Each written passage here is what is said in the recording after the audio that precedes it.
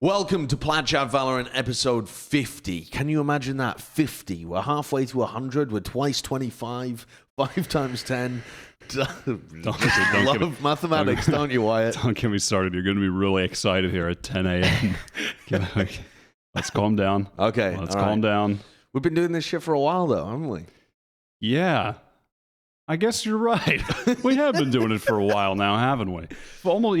We're coming up on a year. I mean, it was a year of Valorant that we celebrated, but we're coming up on a year of pods. Yeah, but I think we have actually... I think we've done more than a year. It's just that we missed some episodes. When we started this, we only did it once every couple of weeks because it was back in like the Valorant beta when not much was happening. Oh, I wasn't even there for those episodes. Yeah, so, true. Yeah, we've Theseus shipped it, and...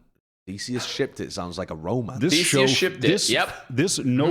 I'll tell you one thing about this podcast that we definitely lead in overall in all podcasts. No one else says Theseus's ship as much as this show.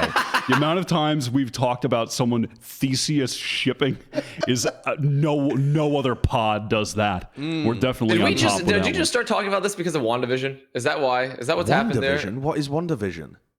Okay, so this happens separately from WandaVision. They use the ship of Theseus. Sorry, are you saying one division? No. Okay, Wanda. What is Vision? Wanda? Marvel. You know, have you heard of Marvel? Oh my God! How? No, it's just impossible to have any sort of pop culture talk with you at all because you exist in some sort of hairless bubble of you just consuming your own media that is completely devoid from everyone else's. It's just impossible. Make Greek mythology references. I'll understand them. There we go. So Wanda is different to Wakanda. Wakanda's a Wanda place. Yes. Wanda is a human. Oh, Wanda's a person. Yeah, that's not Wanda, like though. That's Vision or something, isn't it? Yeah, and yes, then Vision. That is that's where the Vision comes from at the end of the So what, they forged together? They're like dating, I think. So I haven't watched the thing. Yeah, so they're married or they're dating. So people did ship them. What the? Yeah, that's what the ship of Theseus is about. Ship of Theseus is not about shipping people. All right. Enough nonsense. Well, no, we have to talk. I mean, obviously, there's only 3 of us here today. Oh, true. Balla isn't here, sadly. But, I mean, it's unfortunate. It was his birthday week. We could have done like a big celebration. Balla turned 30. We played the Spider-Man birthday cartoon. I mean, he was kind enough to just step in to do the back chat the other day. But I'm pretty sure I saw some paparazzi photos. Paparazzi? Yeah. What has he been getting up to? Is he dating Wanda? No, he's not. He's not dating Wanda. I've seen paparazzi photos. Balla said he couldn't make it, but he couldn't tell us why. But he's just been on a fucking birthday bender all week. That's what I've seen. He was down in Miami. I saw him with Ninja, Travis Scott. They were at Club Live. Balla was just getting absolutely hammered. And that's why he couldn't come to the show today. Oh, that's crazy. He didn't crazy. tell us. That's so unprofessional, actually. I saw the photos, though. He was climbing up lampposts, setting stuff on fire, birthday bender. I'm tired of these Fortnite guys coming in and what's going on with that? Like, Fortnite players partying too hard. He's going to run out of mats at some point. They don't come crawling back. These damn 30-year-old Zoomers from Fortnite coming in here, ruining our Valorant. Well, talking to the back chat episode, actually, that you guys did. Yeah, we did do that. Yeah, but it was one of the episodes with Cloud9 White, with Mel and Alexis, and they just rinsed GameChangers. I mean, they talked about it a bit in terms of the back chat as well, of them just feeling like they're so far ahead because they participate in stuff outside of GameChangers that allows them to get extra experience. But this was, I mean...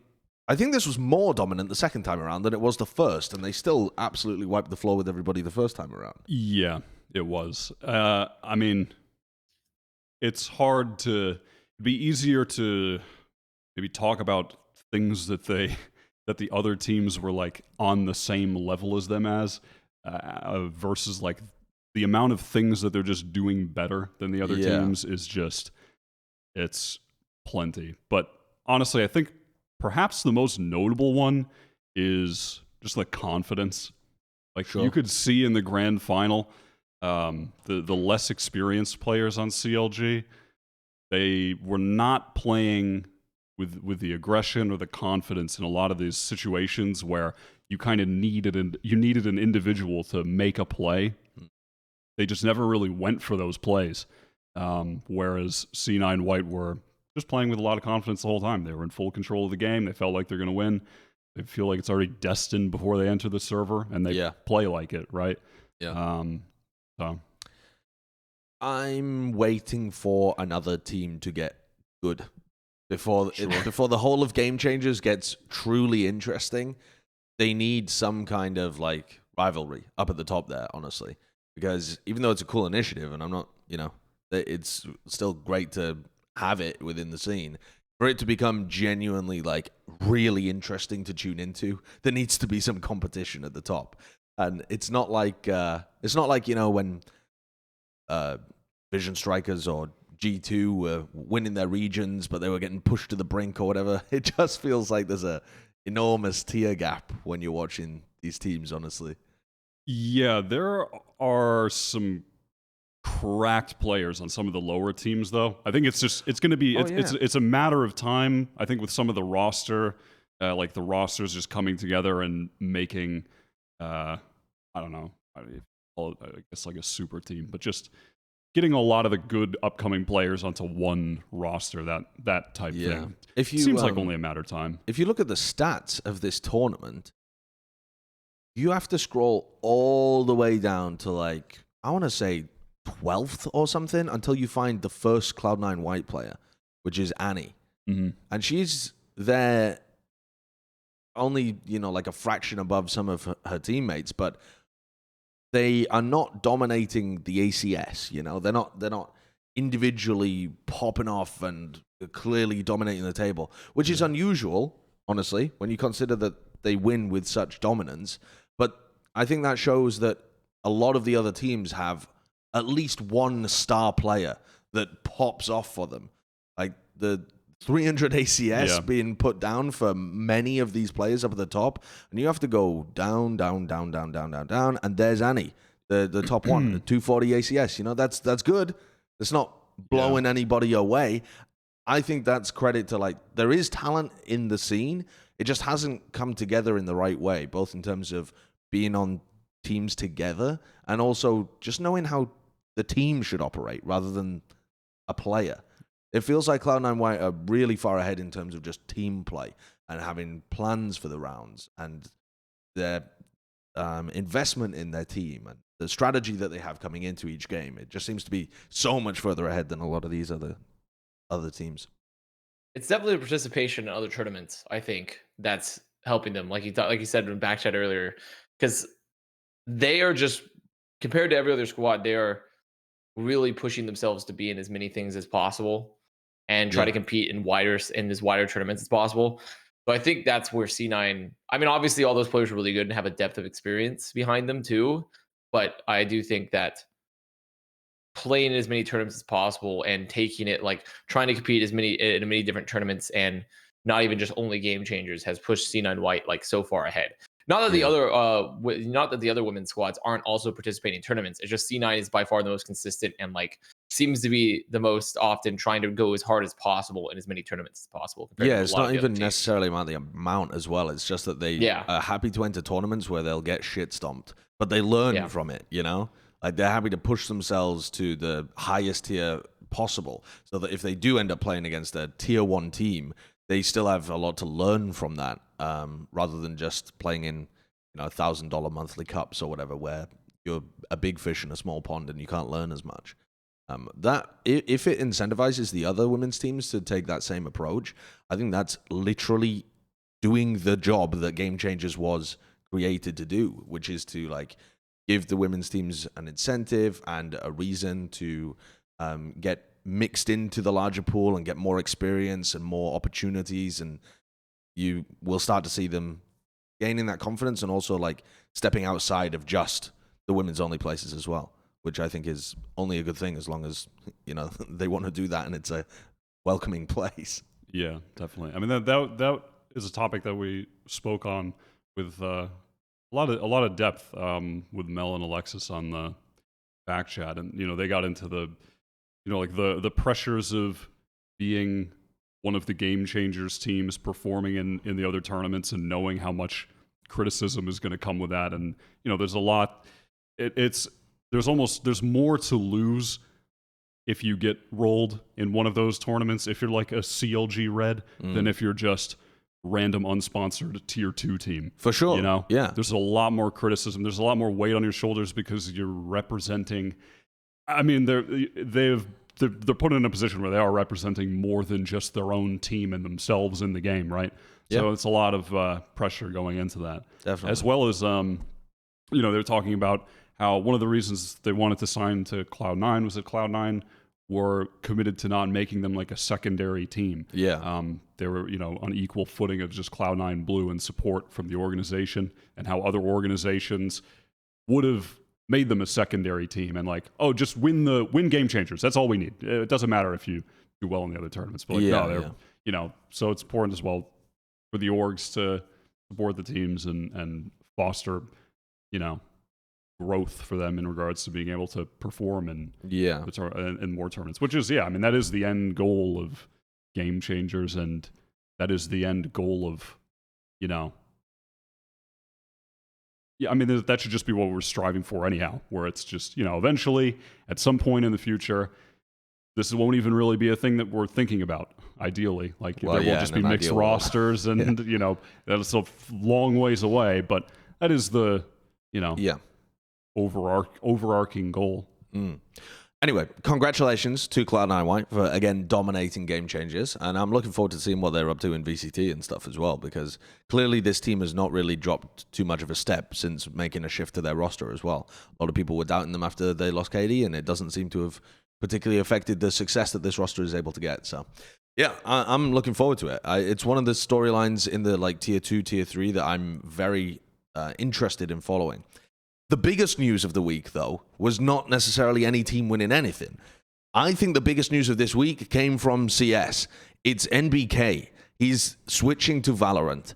And he said that this was because he posted, I think it was like a tweet longer or something about it. And let me think what the phrasing was. I believe he said something like he'd lost passion playing CS or whatever, and he wanted to make the swap. He was very much, I think he said something like he was thinking about playing Valorant and excited to play Valorant more than he was for CS. And he's not ruling out going back to CS at some point. He just wants to commit to Valorant in the short term. So he had like this hype video of him playing Cypher, which I don't know whether that's actually going to be his role or anything. I mean, maybe he just picked one he liked. He is a sportive player, historically. So that does kind of add up. But this is the first like tier 1 player to move over in Europe. I guess you could say Scream, but Scream I think was not at that. I mean, he wasn't at that kind of legendary status at the point in which he swapped. The get right bait. That's what I was going to say, but I'm like, there's no point in me even saying it. But it is just that's still just, I find it so funny. Just that gigabait from Get Right. He posted a video that was similar to this, and then he just went into like streaming. He just started streaming CS as a content creator. He streams like once a week, also, by the way. Yeah, it's just the mega bait. It was pretty funny. Yeah, maybe. Yeah, I don't know. This is hype, though. This is big. I think the MBK also in the message said that he believes that Valorant's going to be like a tier 1 esport for the future, and so he considers it to be a decent move in terms of his career as well, as long as he can have success over here. And so, yeah, this is pretty massive. I suppose when I'm talking about like tier 1 players moving over as well, I should probably mention somebody like Existence as well, who has previously been at a tier 1 level, but wasn't when he moved over. But a lot of there's actually a decent portion of players from francophone regions within Europe that have made the swap at a fairly high level. Happy. Yeah, happy as well. And also when you consider that Nivera was potentially going to make the move. I mean, that's a more current player who was on his way up in CS. So I mean, I don't know whether they're going to make it like all French Belgian roster. It seems unlikely, but they could. They could make a nasty like G2 reunion roster. Yeah, I'm not sure. Not even G2, like fucking Envy reunion. I'm not sure they'd enjoy playing with each other or I don't know. Or just get Existence, Happy, NBK, Scream, and and I don't know. Nivera. Yeah, sure. That's a crazy. Does this legitimize? I feel like that's been the one thing for Valorant, at least in Europe, is that like so many, because when you deal with CS fans, they're always going to be. I feel like there's no positive conversations ever had about any other game when you deal with CS fans. It was like, well, no tier 1 European players play Valorant, but now that MBK makes the swap, I feel like this sort of legitimizes it a little bit more. It was already legitimate, right? Like it was performing fine, but I think now that people are going to have to recognize that Valorant is not going to just like go away, and it's also going to take a market share in Europe. Yeah. I feel like this is an overall positive thing for Valorant in Europe. Sure. Oh, yeah, it is. Yeah. I also don't think, though, that Valorant fans should ever seek approval from CSGO fans. No one should seek approval from CS fans for anything, because they will shit on every game. It will be hard to get. Doesn't matter. They're jealous. You'll never get it. And they're going to be angry because it is a direct competitor, and they view it as like the cartoony version of their game that ripped off a bunch of their core mechanics. Child's game. Yeah, but I mean, it's a fact. Valorant has already gobbled up a huge amount of the market share in North America, and it's looking like it's going to do a similar thing, at least in Western Europe. Eastern Europe, CIS does not seem like it's going to be affected in the slightest. But yeah, and certainly like the inroads that CS was making within Asia as well may end up being quashed a little bit by Valorant. We don't know that yet, but it's possible, because CS was only just starting to develop into like China and other areas in Asia, which you could imagine Valorant eating up a little bit of those gains. That definitely does seem to be the case. I mean, yeah, at the end of the day, like those people that you're talking about, Avast, that are like, well, the EU would win if they had tier 1 CS players. I mean, those are the type of people who will never be satisfied by anything. So yeah. MBK switching over, well, he's not a tier 1 player actively, so that doesn't make a difference, does it? I mean, that's as if someone would swap when they're like winning majors. Holy shit, Simple swapped. He's had enough of Navi's failures and he's coming to Valorant. Yeah, I mean, like, why would anyone unlikely. swap at the peak of their career? It doesn't make any sense. Especially when CS salaries are like fucking $1 million a week or whatever they're going to be. Yeah, I mean, Lord knows what Valorant salaries are going to end up being as well. Yeah. I mean, that is true. That is also true. Considering that some the Valorant salaries from the beginning were like so relatively inflated, supposedly, I'm sure there's still going to be some ridiculous deals coming down the pipeline at some point. But also, I think esports have gotten smarter with player salaries. Really? And legitimately, I do think. So there are definitely orgs. Don't get me wrong. There are definitely orgs that kind of like went crazy at the inception of Valorant. But from everything I've seen and heard, and when I was on the org side and stuff, the salaries since then have been relatively reasonable.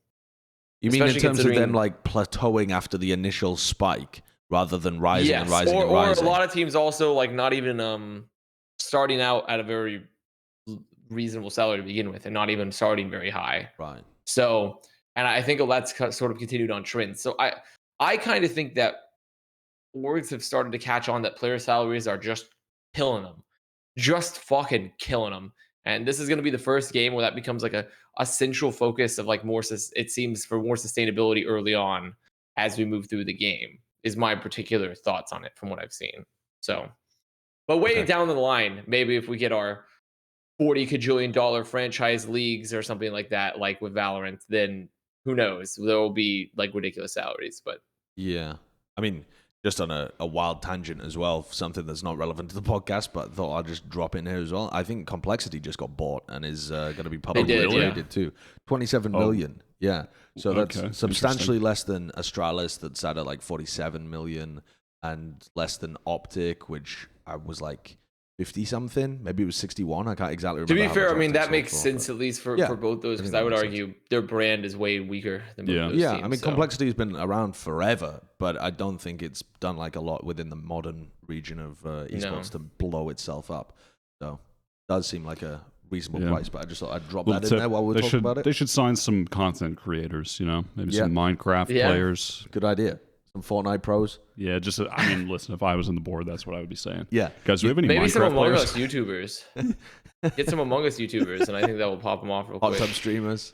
Is that a thing anymore? Or am I behind the No, times? you're behind ASMR the time. streamers? Behind the time. Old. Nope, that's old too. Is that old too? That's already going. What old, are they man. doing now? I don't know. Yeah. I think they circle back to Minecraft. Minecraft never dies. If I was in the complexity boardroom, I would be saying, CS, Valorant, see ya. Minecraft doesn't fucking die, and it just blows up again every 2 years. Just sign Minecraft content creators. That's how complexity. If complexity would have been like 27 billion if they had more Minecraft content creators. All right, a couple of minutes just on MBK before we wrap up. Let me get it back to MBK. If you see you're an org, you see that MBK is hanging around, is he the kind of player where you want to instantly try and grab him and make space on your roster to be able to add a player of that caliber in? Is he a player that you'd rather build a specialist roster around? Like, he is not the star player perhaps, but the veteran element, let's say, that you build the rest of a roster around? Or is he someone where he's big enough to like bring his own org with him and he just calls the shots himself? What do you think? I suppose the second and the third option there are somewhat similar. I would say if you're like if you're in Europe and you're somewhere in that like 8th to 16th area, maybe in like EU, a team BDS, maybe. Sure, maybe they're a little higher than that.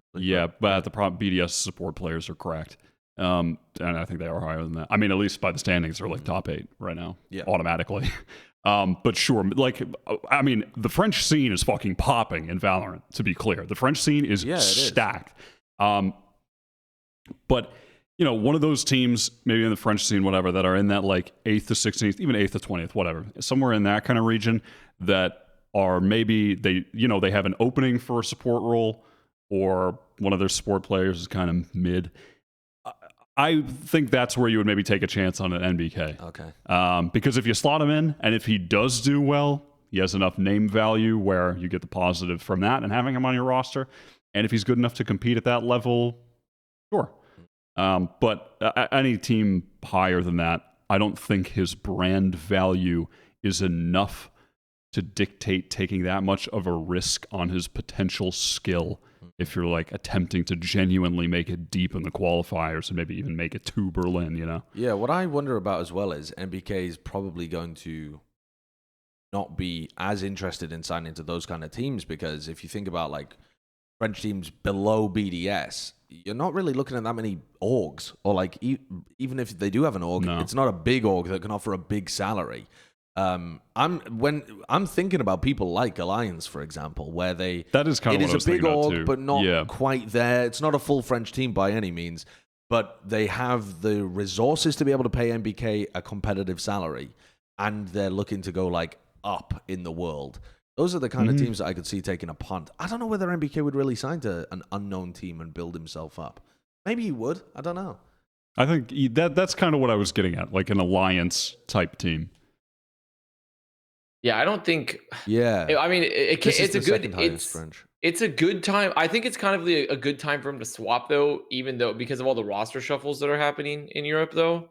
So there are a lot of like moves currently ongoing. So there's like some room, but it's also like bad in that everyone's trying to get to Berlin. So yeah, I mean, it's a tough spot to be. If I was NBK though, I mean, it's the same thing of like you're probably big enough to where he has the resources to sit on it for a while and just wait for the right opportunity. Yeah, I would think. Yeah.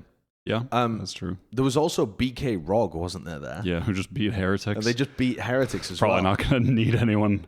Well, unless they lose. Yeah, I mean, I'm going to... I don't know how big Burger King Republic of Gamers is as an org, though. I have not a clue. No idea. What is this? Mario being built in Minecraft? What's going on here? Now, if Complexity had someone doing that...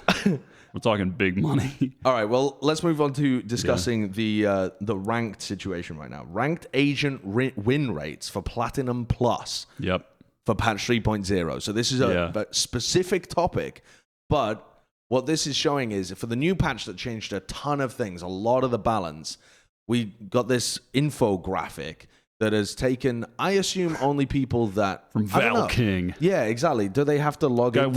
Honestly, I think we're the Val Kings. Really? I saw that question answered on Reddit, and the person who runs the site said this is not something you have to register for. It's Right, so this is just scraping from all public APIs. Straight up data. Yeah. API. Okay. That makes it much more reliable as well. So, Platinum Plus.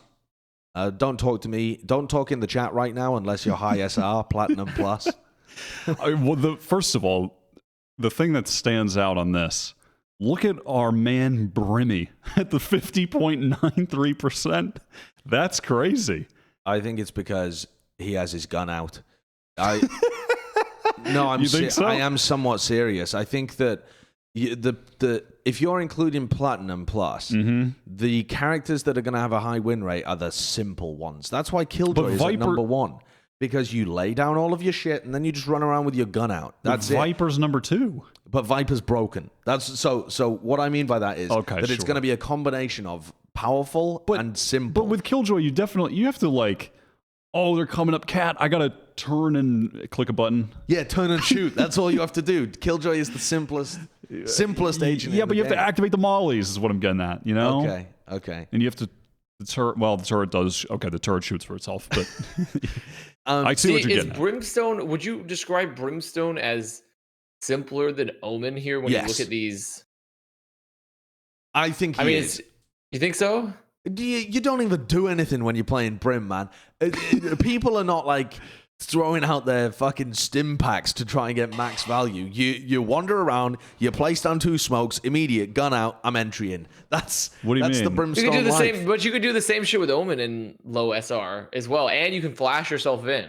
So because to me it seems like there's one piece of like Brimstone's kit that's harder to use in Omen, and that's his molly, because like no one in low SRs know any lineups.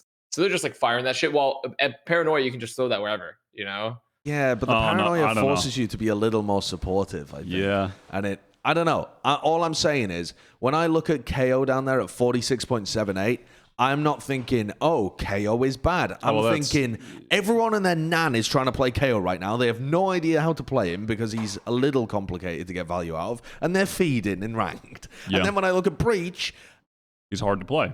He's hard to play. He's not... I don't think he's bad. He's just hard to play and get value out of being coordinated. Especially if you're solo queuing or whatever. Yeah. Yoru, that makes sense. given everything I have seen and know about Yoru. Phoenix seems odd to me because Phoenix has always been kind of a pub stomp character, but I guess Reyna sort of does his job better at stomping pubs and Rays. I wonder whether the Phoenix like really low win rate is because you can turn away from flashes much more consistently. And in part, that might be the lowered win rate of Sky and Breach as well, but I think that's probably more to do with coordination. But for Phoenix, when it's sat at 47.89, that's pretty massive. That's lower than 50, much more than anything is above 50. You know, that's statistically pretty far down there. And I've got to think it's to do with turning away from flashes. Because his whole kit is based on flash kill. Yeah, that very well may be. I'm trying to think if there's what could the other reason even. I mean, the other reasons could be like if Phoenix is having to entry into like Vipers and Astras still at low SRs, he's just getting rolled, so it's way harder for him to get in comparatively to like maybe like Reyna or Raze where you can like jetpack in or nade or you throw the Lee or whatever. Like there might be more options where those 2 agents at a low SR are just getting more value versus like a setup Viper than the Phoenix is. Because the Phoenix, I feel like, you can flash through wall, but there's less options for you to push someone off an angle early. And also, if you get a dry kill, you don't get as much advantage if you do. If you get a Reyna, where you just peek and get a kill and get an orb.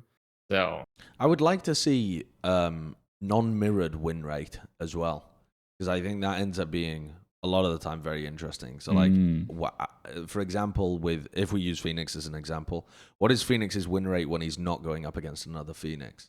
And that tends to help when you get agents that are played all the time. So something like Viper, what is its non-mirrored win rate? Those tend to be interesting and sometimes quite divergent from their overall win rates. Yeah. What? Anything else that stands I don't out know. to you? Just the fact that Reyna is 51% is hilarious. Yeah. Who are these Reynas? I don't see them. There's Reyners in every game. But the Reynas that I see play Reyna like they're a fucking cipher. When I play against Reyners, sometimes I might be contributing to this, by the way, because I've been hanging around in Plat recently in Valorant, and I have been feeding to Reyners. I've been getting mopped up by them left, right, and center. Janitorial duty. Okay. So I see. Yeah. All right. Anything else springing out to you? You wanna prescribe some kind of thing out there to all the Plat Diamond players?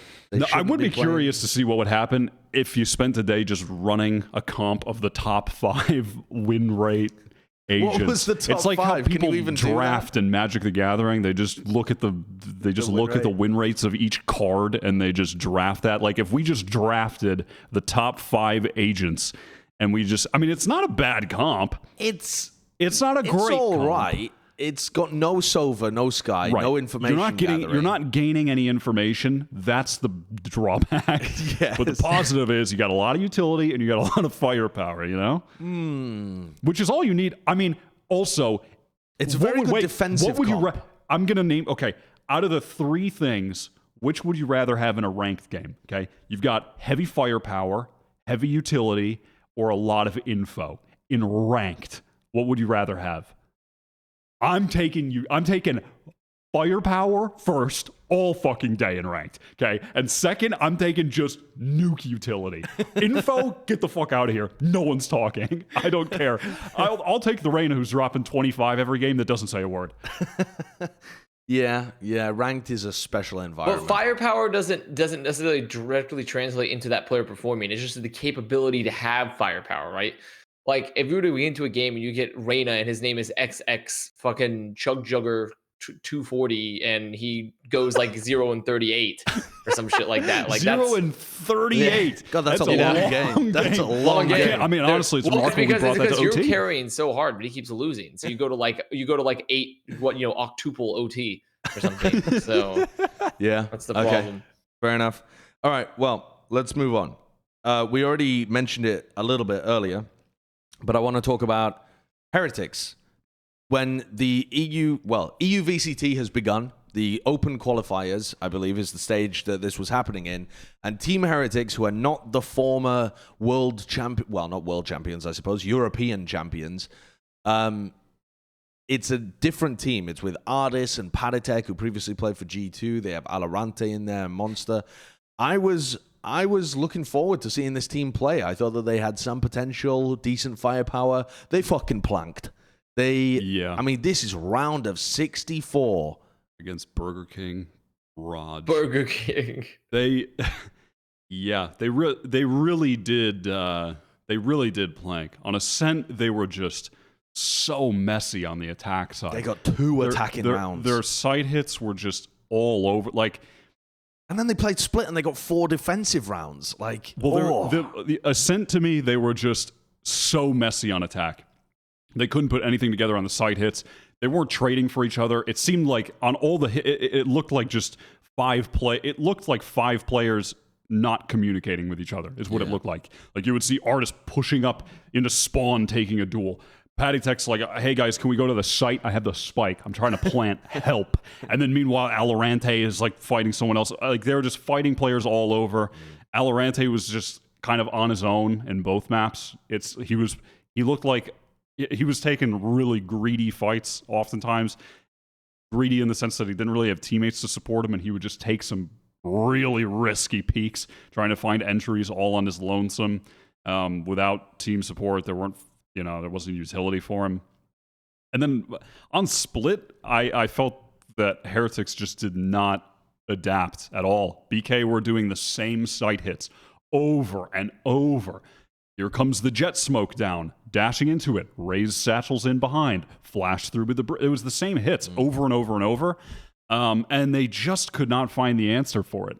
And then it was, they started gaining some rounds back when the sides swapped at half, but on both maps it was like too little too late. They got wrecked on the first half and they couldn't bring it back. It was rough showing. It looked pretty lost. I wonder whether Lowell's calling style is going to be the same as it was on Heretics, where he's trying to play these very contact-based, slow defaults. Because this does not feel like the team to play like that. And so if you have a massive disconnect between how your caller wants to play and how your players want to play, then the whole project is going to be doomed.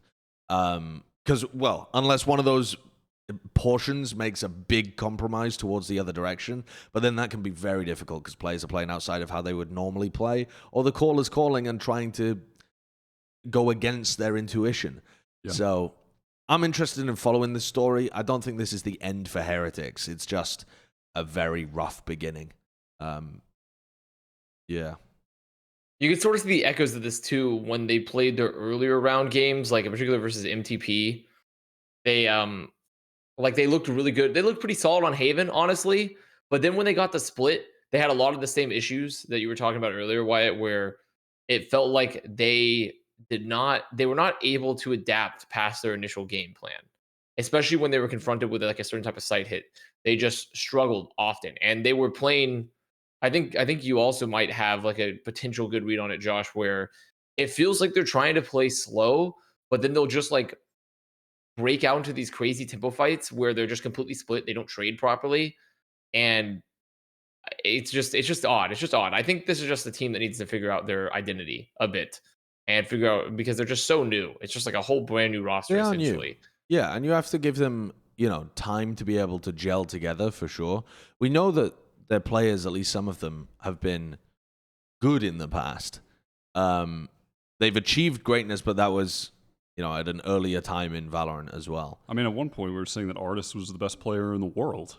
Yeah, and I think he absolutely had a candidacy for that. Yeah. But at the same time, 2020 was also, he's competing with Tens on Cloud9, who is not the Tens that we see today, and also people like MW, who we haven't gotten to see on the world stage. The game has just developed massively in that time period since we were saying those things. I still think they have quality players, but that's not enough to be able to win. Yeah, that's so good. I think, So that actually, on, though, I will say, the thing that actually did worry me the most, though, was that I don't think there was a single player that stood out on the team in those games.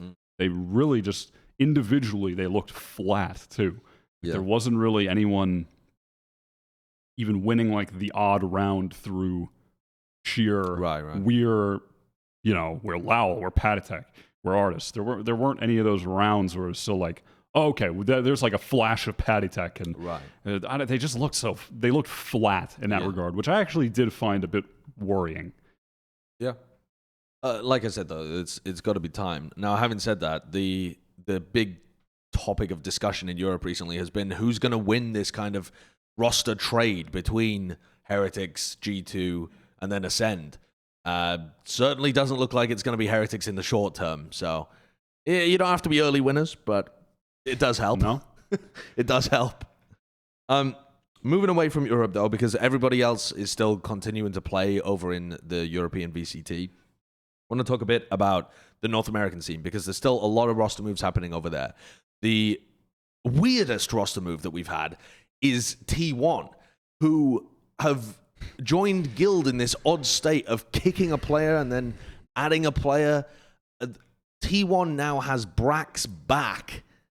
Yeah. And they've also temporarily promoted Dawn from their academy team to replace Spider, who is out with injury, ostensibly, right? But who's also, I was scrolling through, I was eating breakfast, I was looking for a stream.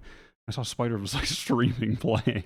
I don't know what kind of, I don't know. Who knows what is happening there. It doesn't even necessarily have to be that he injured his, whatever, he broke his hand. Well, I know that the players in the Overwatch League, for example, XE, couldn't compete in the Overwatch League this year because of injury, but he said he said he was still going to play as much as he could in his own time, whilst not making the injury worse, just to keep fresh, which might be the same thing that Spider's doing. He fires up the stream, plays for a couple hours, and then that's it. That definitely might be the case.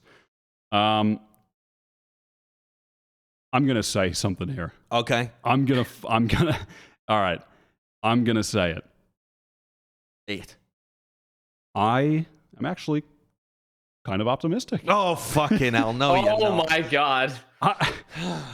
Hear me out. Hear me out. I'm already molded. Hear me out. David Denis with another. This is why. Okay. This is why. Kurt, Kurt, roll that tape. Because it is actually these videos that they've done and speaking about it, specifically actually stuff that David was talking about, is why I actually have a bit of optimism. Okay. Which seems absurd given our previous discussions about T1 and the fact that they just got Brax back after getting rid of Brax. Yep. The main reason I am is less so to do with personnel and more so to do with what David was getting at in regards to leadership. And I think that Brax returning is kind of proof of what he was talking about. Because the main reason that Brax seemed to, the Brax had left was more so due to interpersonal issues between, there was something going on with Dazed and apparently a clash with Dazed, right? It seemed like, and I'm not saying this as to like it being Dazed's fault or there's something wrong with Dazed, but Dazed did seem to be the catalyst for a lot of issues with this team in regards to how they wanted to approach the game, the leadership who was in charge, because he just seemed to have his vision and some people didn't agree with that. Whatever. That's not an indictment of him. It's an indictment of T1 not having one vision to work under, of a lack of one strong leader on that team. And it seemed to be the crux of a lot of issues going on behind the scenes with this team that have kind of defined them up until this point, I think. The behind-the-scenes problems have just been the cause, or at least one of the causes of poor results. Yeah. And even in this, David was getting at how it was, for this past however long, it was him and Dazed were now clashing over whatever in regards to leadership. Right. And they've opted to remove Dazed, and now it seems like this is like now David's team to some extent, where David is now the leader of T1. They have Curry as the in-game leader in the team, but David is the actual leader of the team, is kind of what I was getting from this video. Okay. And what I appreciate about that is that I think this feels like, to me, the first time where we're seeing that T1 has someone who, or rather, the onus of T1 is on one guy's vision, where like this is more so going to be David's T1. There's not a struggle between it's not Dazed, it's not this endless and clash. Fraud, and then and then exactly Dazed and David, And I'm perfectly happy with just seeing, okay, if this is I'm perfectly happy with this is David Denis' T1 that he's leading. Sure. I'm perfectly happy with that. And I think the fact that Brax left the team, whatever happened there with Brax and AZK and Brax deciding to leave, however that played out, whatever internal clash was going on there, clearly did not have anything to do with Skadoodle, the other players on T1, or, I don't even think David was around at the time. I think Fraud was still the coach when that happened, if I remember correctly. Was he? Right. And it had more to do with that internal clash, I believe, than with bringing in Dazed. The fact that they have now removed Dazed and Brax is fine with coming back, that, I think, says a lot about where the team was at in regards to the leadership. It's a pretty heavy indictment of their former situation. But we also knew that things were horrifically fucked up. My issue, though, still with T1 is, okay, even if you've solved all of the interpersonal problems that were happening on the team, which it does seem like they've done a decent job of doing, I buy all of that. I'm still not sure in a bunch of different things. For example, how is Curry's IGLing? He hasn't done it for like 2-3 years, has he? He hasn't been in that role before.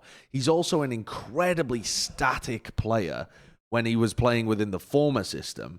So is that what he was told to do, or is that his vision of the game as well? So I don't really know whether the entire style of T1 is going to change under Curry and under David. It might do. That might be a positive. It might not. Perhaps that could still work out for them. On top of that as well, you've got Brax coming back in, presumably to play Duelist, and I think so much of it rests on how good he's actually going to be, because this team has been lacking quality in their players as well, honestly. Like, the player quality has just been really poor for T1. They haven't had Skadoodle playing Jett to be able to carry them through rounds. Yeah. They've just been floundering with people on duelist roles that weren't really capable of getting them wins. They were very formulaic in how they set them up. There's the IGLing problem. I can't have faith in Curry unless he demonstrates that, because I don't have faith in the entire team. So it's not like I'm suddenly going to be like, well, so Curry's going to fix all their problems. There's no reason, there's no evidence as far as I can tell to assume that it would go in a drastically positive direction in terms of their in-game calling. If he manages to pull that off, then of course deserves the credit, but I can't have faith in the guy when he hasn't proven anything at this point. And then I think it just has to come down to individual talent being insane as well. I don't know, man. I'm still concerned about this. Also, I think that the entire move with like Spider in the first place, and then the stuff that came out with Fraud talking about it, how Spider wanted to quit the team multiple times, and it wasn't just like Days not being able to give feedback. It was also, I think Scar was mentioned there, and automatic. Maybe it was only Scar, I can't remember. But clearly there's been some problems in terms of just getting the mixed roster involved. And if they have success with Dawn in the team, then what? They just abandon Spider? Did they even want Spider in the first place, or was this push from management? There's still an issue there in terms of the integration, I think. So I could see T1 being better, but I don't think they're going to be great. It's hard to imagine them being, like Tier 1. That doesn't seem like would be in the cards. But I feel actually, or I'll ask you, do you feel more optimistic about this current situation, or if they had Dazed still, and let's say they brought in like Rara? Oh yeah, no, I feel better about this situation because I feel like they've gone some way of fixing the stuff that was wrong on the team. They haven't just tried to patch it up. The problem is that I think T1 probably needs to make more changes. Like, I think that they need to make more rebuilding attempts and bringing in someone who is a natural leader, who has a vision of how they want to play the game. Seems to me like it would make more sense. Perhaps Curry does have a really strong vision for how he wants to play. He's just never done that for the last 2-3 years. That would be unusual to me. There aren't many situations of that, but it does occasionally happen. And he was younger. He's still a young guy. So 2-3 years ago, he would have been 15. You know? So he certainly, that's a role he can grow into a bit. What do you think of Avast? Are you drinking the copium? I think there's no, I mean, I'm not going to drink the copium on this team because we still don't know how it's going to perform at all. We don't know what the roles are going to be exactly yet. Where there could be some sort of wild shit that happens. I mean, we haven't really seen. Dawn's only been on their academy team, so I don't know how good he is. Dawn was on Pittsburgh Knights when Pittsburgh Knights were actually looking like they might be able to kind of come up and do some damage, but then they just made 78 roster moves and threw it away. But he was good on that team. He looked like a solid potential upcomer. I didn't see much of him on that time. So, I mean, Dawn still at what the level they're looking to compete in potentially is somewhat unproven if we're going to do them against like tier 1 squads. But obviously Dawn looks like he has some promise there. So I agree that the vision change is probably the right overall direction for this. If like Dazed was a central point of a lot of the conflicts in this team, and then you have to make a decision of like, well, do we keep Dazed or do we keep building around Dazed? Then you just start over and you just say, okay, Dazed, you're gone, and we're just going to take the team in a different direction, right? Yeah, so I think that makes sense. I agree with that, and I think also player-run teams on average are not the solution as we move further into esports, because there's too many emotions involved, and there's a lack of perspective. So I think the direction's good, but I can't make a call because I just don't know what this roster is going to be like. Also, I am worried about Spider because considering On's left T1 because of whatever the fuck was happening over there, and to go back to Overwatch League, to me, I'm worried that this is going to end up being a situation where T1 decide that the mixed roster is not worth the hassle, and because they just don't know how to pull it off in Valorant, and Spider will get dropped. That's my concern as well. But then that actually might be a good thing for Might be better T1 for as them well. long term. It might be better for them. I mean, because they have had difficulties being able to make it work, which is not to their credit. But I think this is a good overarching step in the right direction, though. Sure, is what I am happy with. Okay. And I'm happy with seeing if we can just like if we now have the ability, if we can remove the infinite question marks that surrounded T1 and look at the team as this is David Denis T1 and they're building from here. Yeah. I am okay with that. All right. I am more okay with that than any T1 probably in the past where it just seemed like constant state of questions and chaos. Yeah. Ever since the team first I've always just wanted T1 to have a vision. And if it's David's vision, I'm cool with that. Yep. Wonder Vision. AI vision. And nice callback. And if this roster is the one, it doesn't seem entirely likely. I mean, one of the other aspects of it that we haven't touched on, it's also automatic. Like, he looked like he was starting to get the hang of things, but we haven't seen him in a while now. It feels like, 2 months? I don't think we've seen It's been a long play. time. And he did start looking more competent towards the end, for sure. And I think he had even mentioned himself that he feels like he's a slow learner and it would take him some time. So I think there's a bit dependent on that, too. Like, how good will automatic get? And how good will Brax be playing whatever he is? If Brax is insanely cracked on Duelist and just never got to play it, then that could be massive for the team. So I'm cautiously optimistic, but I am satisfied with the overall directional change of the team. Okay. Whether this will be the roster, we'll see. Well, we talked about it a little earlier when we were saying about Cloud9 Wyatt, and we were saying that the huge amount of responsibility when you play in larger tournaments. Our next topic is asking whether evil geniuses get too much hate. Because for a team that is basically just a, tier 3 team that's just chilling, trying to do their best, the community uproar whenever anything happens is disproportionate, it feels. It definitely, I mean, there was a turning point where it was like nobody talked about EG at all because they were just bad. They just didn't get any results. They were just, and they weren't they weren't on stream. And they weren't getting any results. And now they've made a significant roster move. They've swapped out 3 players. It's just Temperature and Potter from the original roster. The only real question, I think, of the other removals, Claudia went to CLG Red. Osius is looking for a team. I don't know what happened to Alexander. That is the real question mark, because Alexander seems like, he is a very good player when you watch him. But they've brought in Foe from BabyJ. They brought in Roka, who's been a free agent for a while off Space Station, and they got in Branted, who's like an upcoming player. And watching them, I think they have some good pieces here. I actually think that they have something they can build around. They have all of the new team problems that you kind of expect. Like, it definitely seemed like there were problems in regards to the trading and the spacing, and players weren't always there to support each other. And they didn't really have, they didn't have excellent utility usage or a lot worked out. They're playing in a Nerd Street qualifier to get into the Nerd Street Summer Invitational. And they were playing against, some competent teams like Noble and EZ5.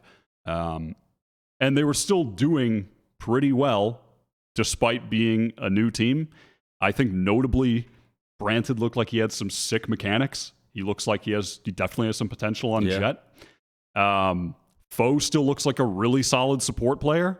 He was playing the Viper really well. He was winning some clutches in both their BO3s. He won a few clutches, like 1v3s and 1v4, I think one. He was playing really well. He was getting some really effective lurks off. Roka still just has really good aim. That is kind of the one big question mark for me, though, with this, as well as he just only plays Reyna. But he still just has cracked aim. But he only plays Reyna, which is a problem. But Temperature is the real fucking deal. He's so good. He is better than, I don't know if you have seen him play recently. I haven't seen him since Moon Raccoon. He has really leveled up even from then. He is the real fucking deal. And EG can absolutely, more than anyone on the team, that is someone that EG looks like they can build around for the time, like for the future. Like Right. Temperature absolutely could be a tier 1 player. He looks amazing on the team. I honestly don't understand. So, I mean, to get into the topic at hand, though, as well, the reason that I made the analogy to the C9Y talking about other women's teams competing in the wider circuit and them having like a lot to lose and more responsibility is that EG are not just having the weight of their roster and the EG brand. And the EG brand is pretty big if you're interested in like other esports where they compete a lot, or if you've been around in esports a lot and you realize that they were like one of the big early brands. But they're also carrying the weight of going for this mixed roster, this mixed gender roster that they tried to. That was like their whole pitch at the beginning was we're doing this, and that has brought them a lot of like community attention, even outside of the normal expectations. So they're now expected to be more than just the like tier. Yeah, they're representing tier 2, something tier 3 greater or than we're a tier 2 team playing in Nerd Street tournaments. Yeah, they're representing a concept almost, rather than it's like a proof of concept for mixed roster teams. The issue is that they don't know what the fuck they're doing. I feel like they don't have a great vision of what they clearly had some vision when they began of like, hey, we're going to try and build a good mixed roster, but I don't think they picked up the players with the most potential possible to make that the best like case study you possibly could. And so the amount of eyeballs on it is not representative of the like quality of the experiment, I feel. Like you could make better mixed rosters if you were trying to prove that concept. They're not trying to prove the concept. They're just trying to make a team, I guess. But I think EG can be criticized in the way that a lot of other tier 2, tier 3 teams can be criticized, where they make poor roster moves. The team has a lot of like deficits in terms of how they're playing. They seem to lack vision. That's not unique to them, though. There's a lot of people that do the same thing. And it's not unique to any one player that they've had. There's been major eyeballs on Potter because she had like a 13 ACS game, which is, I mean, that is insane. I don't understand how that occurred. I mean, I watched the game, and I can tell you, she played Sage on Icebox, started on attack, they went down, and she was the bomb delivery Sage. Yeah. I mean, that is obviously, she had a bad game, obviously. Yeah, of course. But also, it was the situation where you would expect someone to have a bad game. Yeah, You know what it's like to play Sage on Icebox. It was even like what Dapper was talking about when he was playing Sage on Icebox. I'm just fucking, I can't do anything. And obviously, the extremity of it is extreme, you know? Like, you don't normally get that bad of a game. But when you look at their other games, she's not doing that all the time. No. And there are other people on the team, like we just pulled up a stat card there as well, of Brantig going like 2-17 or something.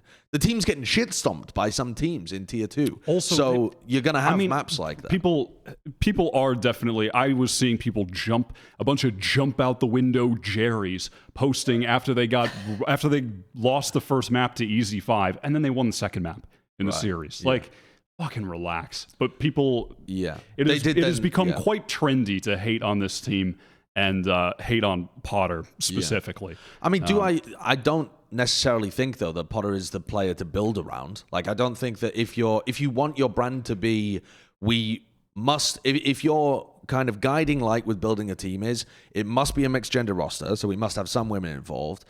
I think there's better quality people that you could go to, people that are proving themselves in Game Changers that would be good to be able to build around.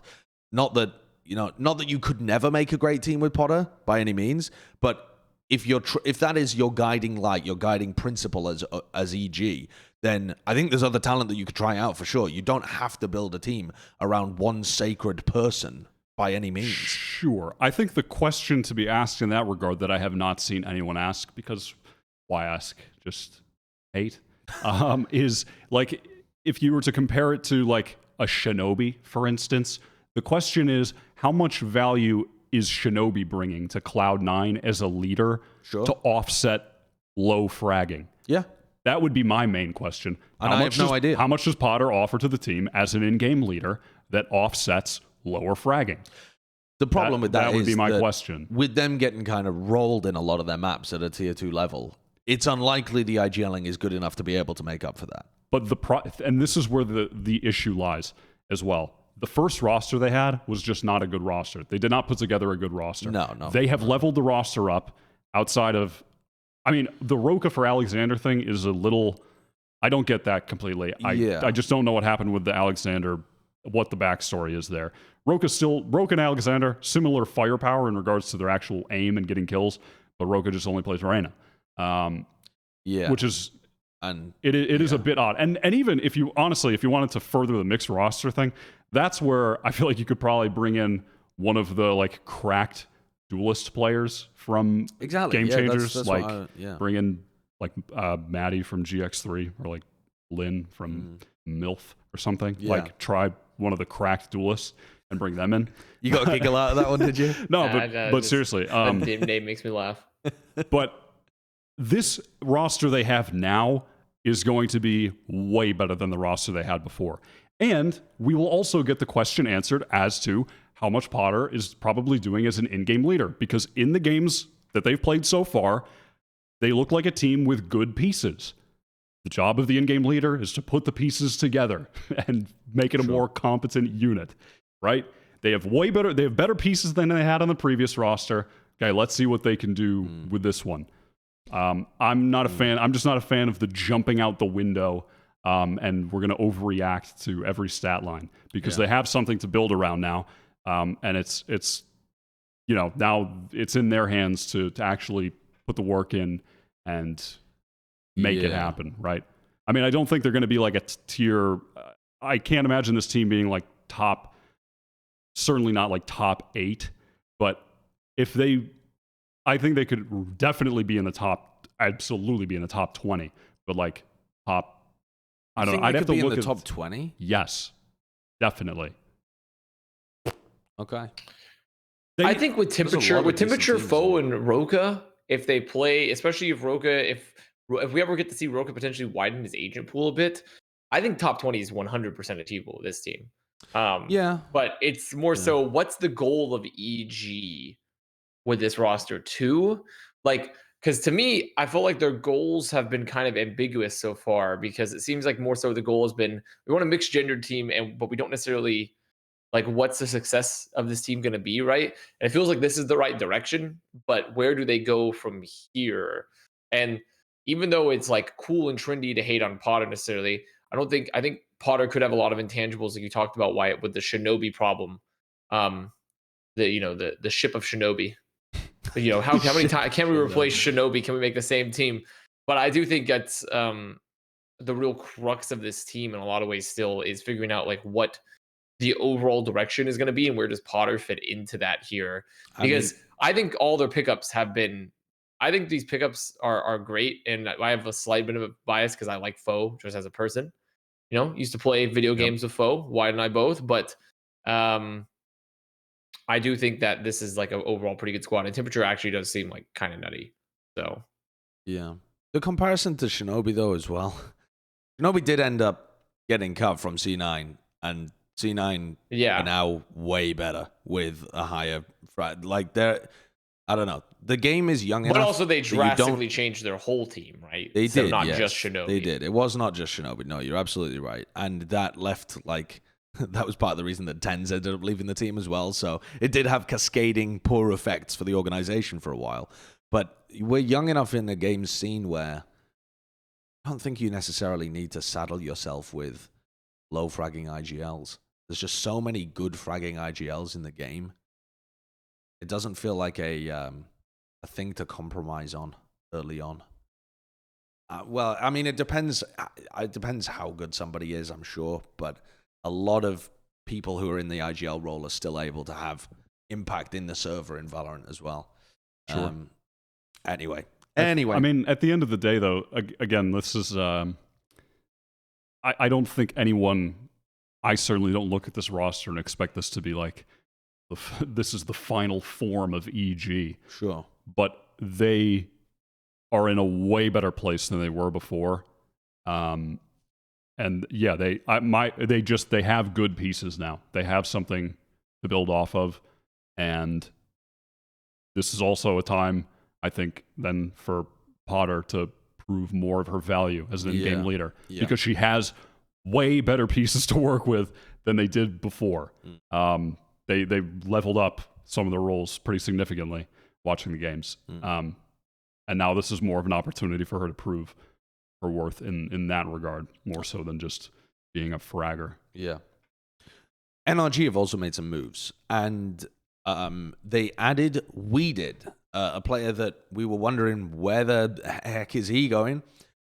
He has ended up going over to NRG. I saw him tweeting that he's doing some Viper cosplay on stream because he got added to his favorite team, NRG. I don't know what the hell's going on there. The question is, can Wedid's addition turn NRG into a tier 1 team? They've been hanging around on the like, I guess the cusp is the right way of saying it, because they were on the top of tier 2 and they looked like they had some serious punts into tier 1, or at least opportunities to take big games away. Their run in the last qualifiers, they had some big victories and big map wins where you felt like they could have made it. They might have been able to go significantly deeper. Is Wedid the difference maker? I think it's tough to say if he'll be the difference maker, because I think a lot now probably lies on who I imagine is the IGL's shoulders, which is EU. I would suspect that he's taking over the in-game leading, since he has done that before. So I think there's going to be a lot of weight there.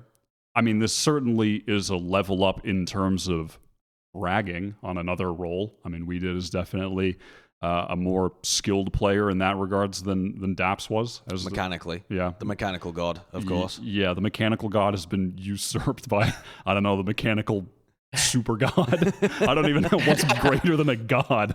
I don't think there is anything. But I mean, listen, this one thing this does do is make just their entire roster just cracked now. This is a disgusting roster. And expectations, I mean, I've been saying this for months, but my expectations of this roster have been high for a while, and they're just as high, if not higher. Because every role, the players are just fucking nuts. So it's really just a matter of now, if EU is the leader, he's got to bring it all. They got to bring it together. Because this is a sick roster. I mean, I do think this should be a tier 1 team, given the players.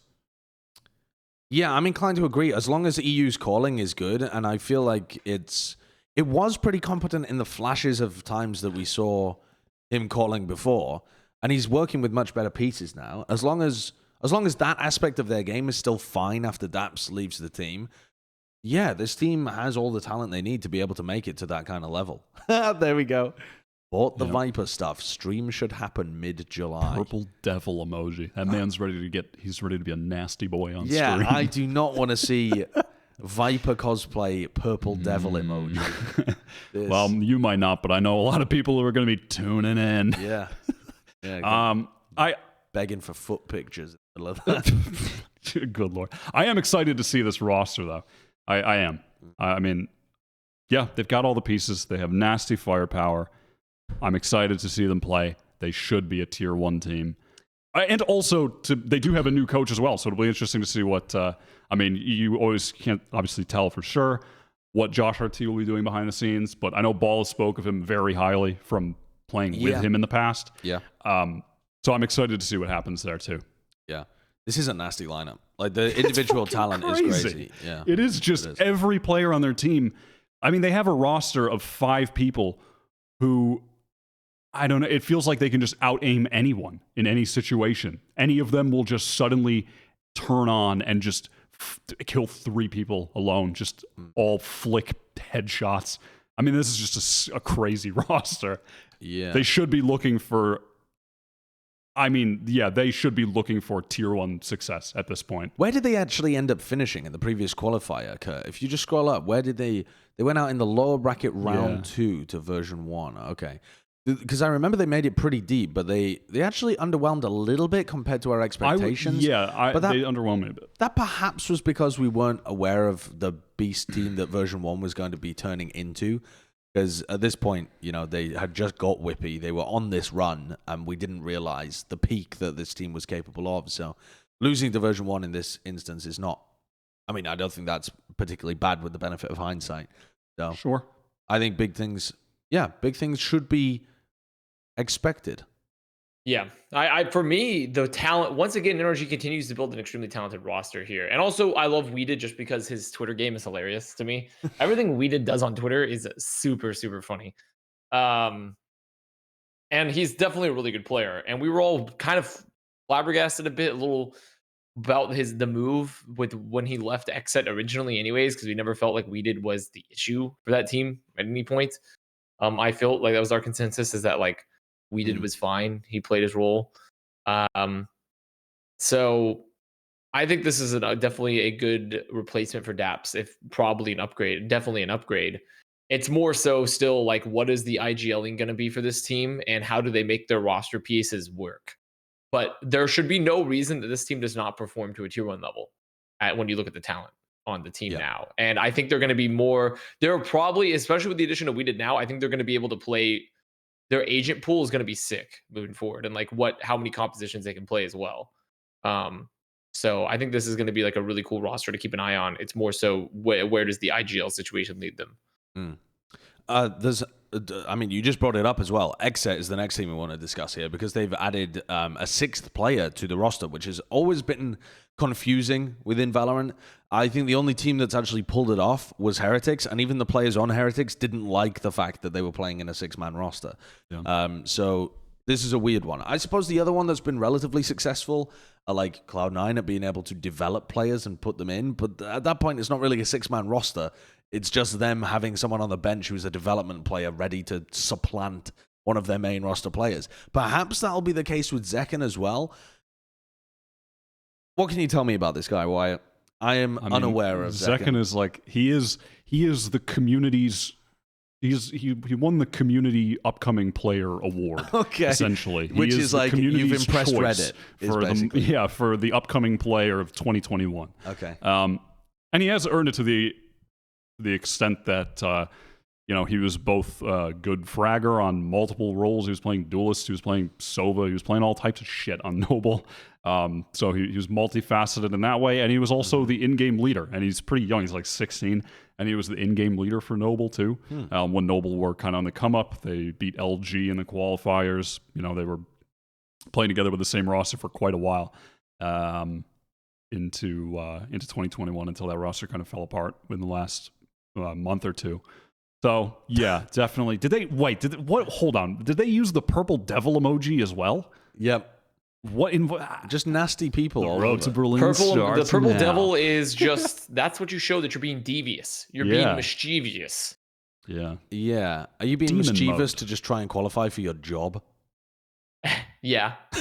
That's pretty mischievous. You gotta buff the resume a bit, you send it in, add a little extra, it's like whenever you write a real resume, you gotta be like, if you worked at your first job, this is a tip for you resume writers. If you're a young kid looking for a new job, you've been working at the register, maybe a local retail store. You say, handle trash. You were just counting money, right? You took money from the customers. You say handled cash transactions daily, was in charge of all monetary operations, right? That's your resume.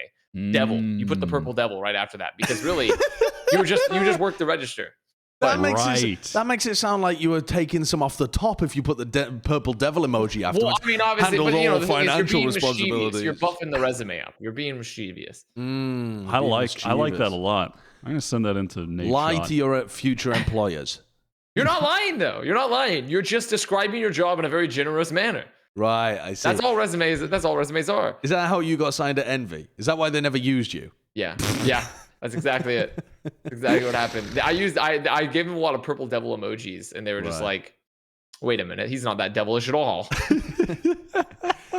Where do you see Zekken fitting into XSET? Because I don't know. I don't think he's going to be taking over IGLing for them. That seems fairly unlikely. They brought in Def to do that, presumably. Yeah, I would assume so.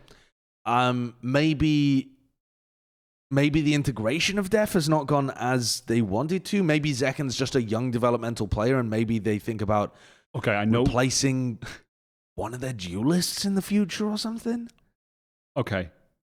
This might be I'm going to refute the claim that Def isn't working by saying that I'm I've been seeing XSET making content with Def. Okay. So I think that means it's working. Yeah. I saw it popped up on my feed. I didn't watch it, but it was like Def doing it was like a Burger King, Wendy's tier list or something with XSET. Okay. No, that definitely means that his IGLing is working. I think so. I think his IGLing, if they're making content with him, I think his IGLing is working. Yeah, I was just spitballing reasons why you might try and integrate somebody like this. It feels a little like a like Poise scenario where he might sit on the bench for a while, maybe come in every now and then to play something. I mean, he's played quite a bit of Specialist Raze. or whatever. Maybe he would come in instead of for Aaron. Maybe, but I don't know. I think Aaron's pretty good. Aaron's good. Pure's good. Everyone. I think the change he made with Def is good. So I'm kind of. Yeah, I don't know. Maybe it is just the developmental thing, though. It might be. Yeah, maybe they just flip him later on. Maybe. Oh, here we go. What was this? The Subway. Subway. So are they sponsored by Subway? We're not sponsored by it. So he's talking about if he wants to nerf or buff it, whether it's like overrated or underrated. Oh, I see okay, they're really trying to appeal to like the YouTube audience here. They've got him talking about Subway Jake sandwiches. Paul. Nerf or buff Jake Paul? What does that mean?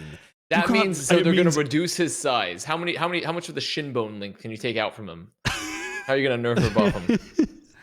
XSET are really trying to hit the algorithm with this one. Yeah. They got having Def talk about Jake Paul is crazy. That is wild, isn't it? That is crazy content. XSET are going, they are trying to hit the fucking Kid Cudi. All right, let's see what he thinks of Kid Cudi. He I like how he stays underground. Slightly. He's not too out there. Kid Cudi is underground slightly. All of his songs are bangers without question. GameStop. Bro, they're trying to kill everything. the algorithm with this one. They're hitting everything. Fucking boxing influencers, the crypto market, Kid Cudi. This video is correct. This is a sick video.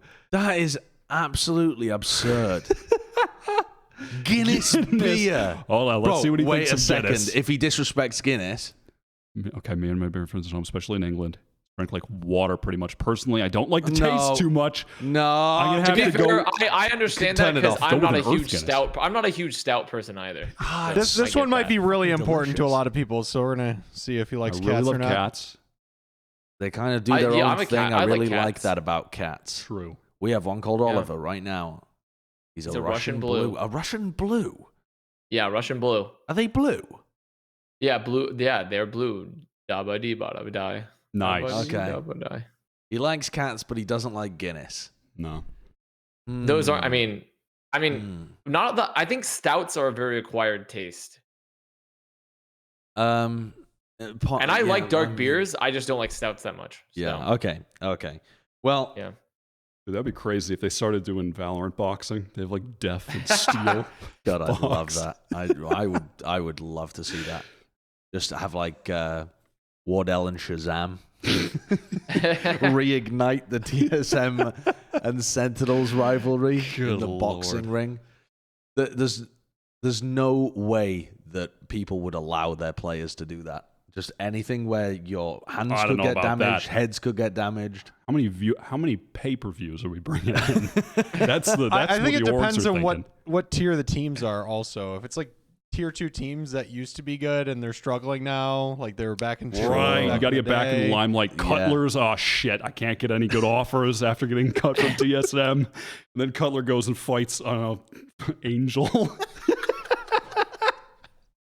I just fucking spilled the water again. That's 2 episodes in a row.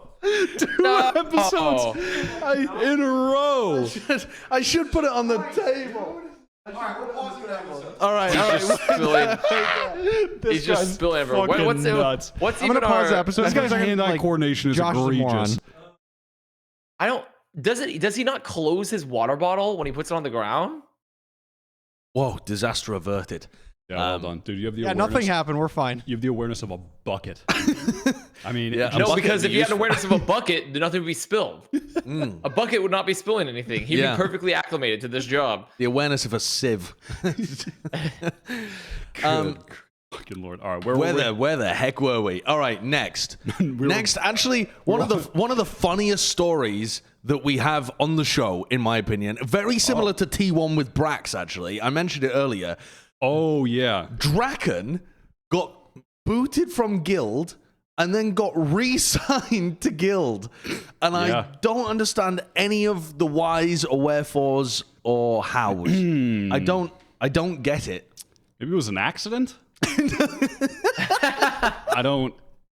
Well, they accidentally sent him. Like, they drafted two letters. One of they were considering whether or not to cut him, and they drafted the wrong. They sent him the wrong letter. Don't you hate that when you accidentally send someone the draft of the email instead of the actual thing that you've supposed to write? Maybe they were at the guild office. They were paper shredding expired financial information, and they accidentally slipped his contract in there, and they shred. I don't know. I mean, let's take a look at this. They say, "Welcome, Draken. After evaluating all options, we've decided to re-sign Draken."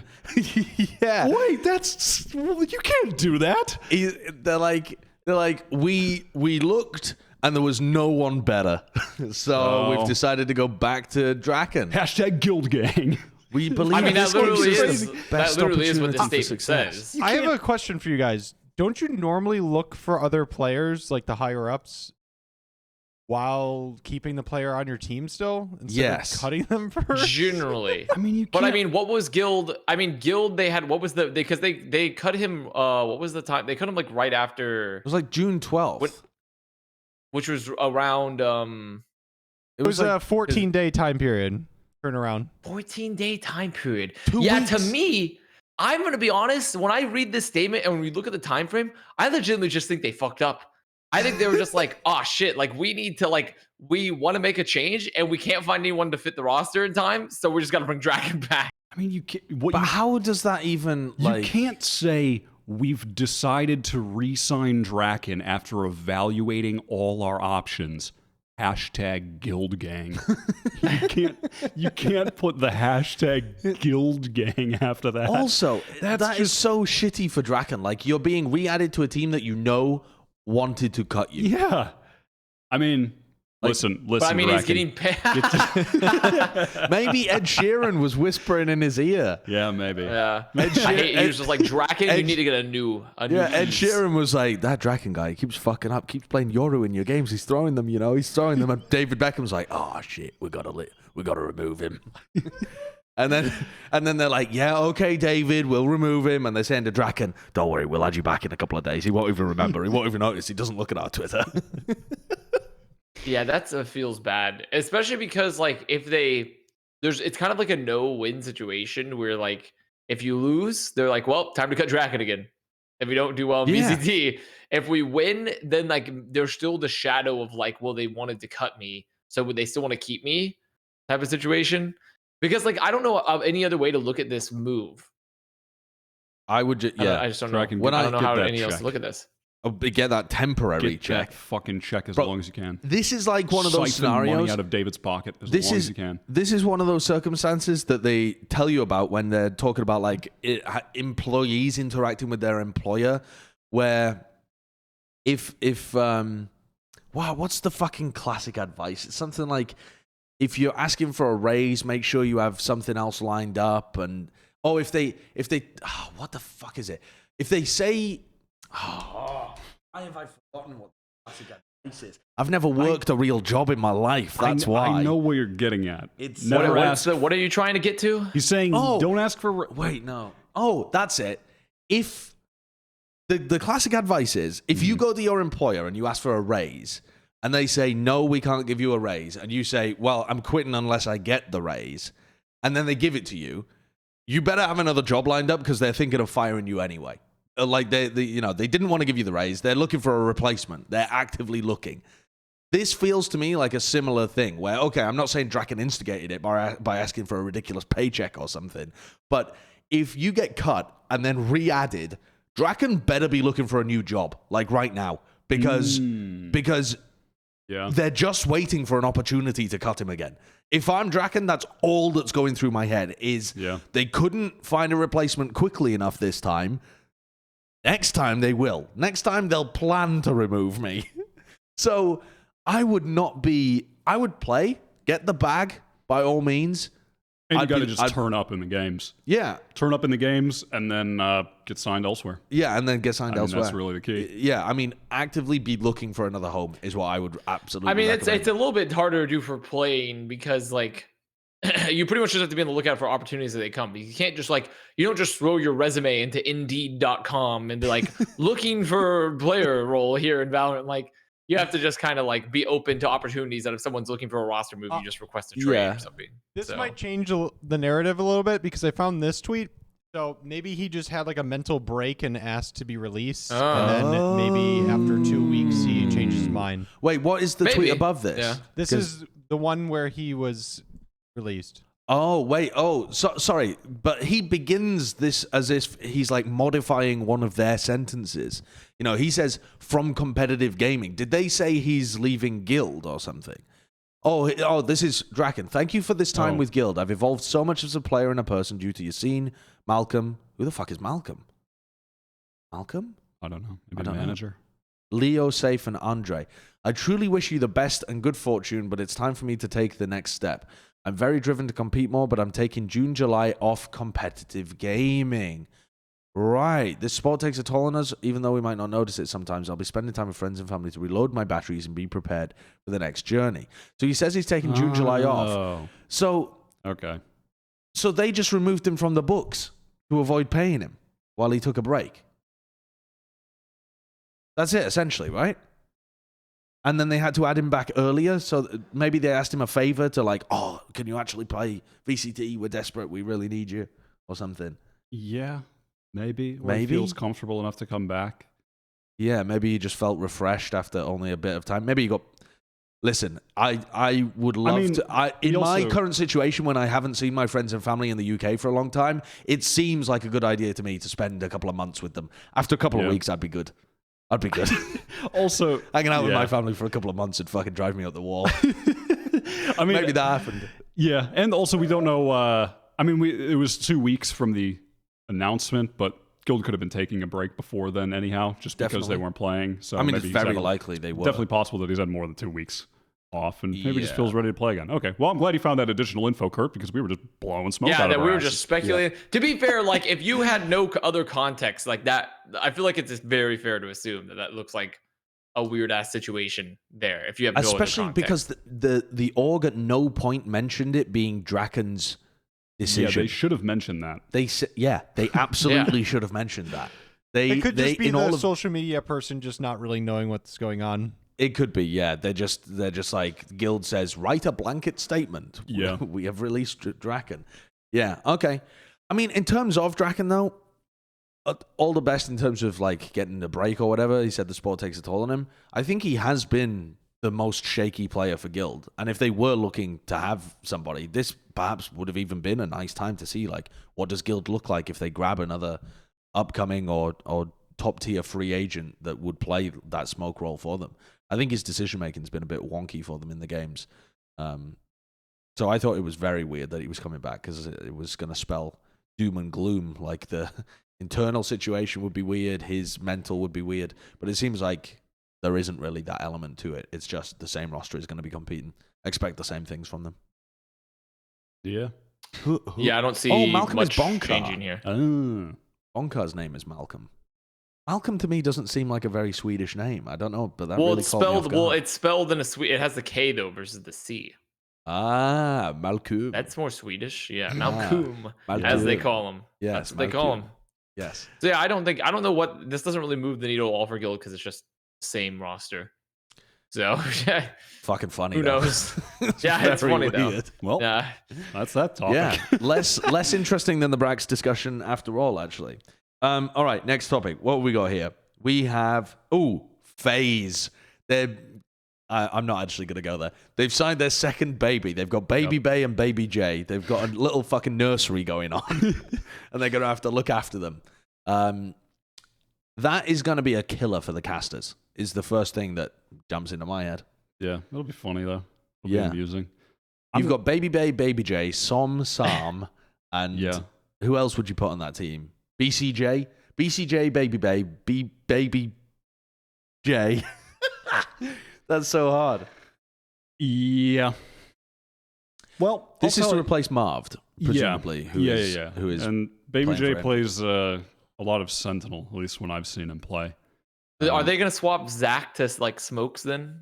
I would imagine almost certainly, because Zach was playing smokes when it came to Icebox as well. Yeah, he was playing a lot of Astra in the qualifier, and he was doing a good job as well. His Astra was looking good, and Faze had some good ideas with the Astra actually too. It didn't play out into them winning or qualifying, but they had the makings of something going there. I'm interested to see Faze again. It's been a while. I think their 2021 trajectory has been interesting to follow. It went from it started off same phase as 2020. Then they just rocket shipped up to the top 2, and then took a dip back down to outside of the top 10.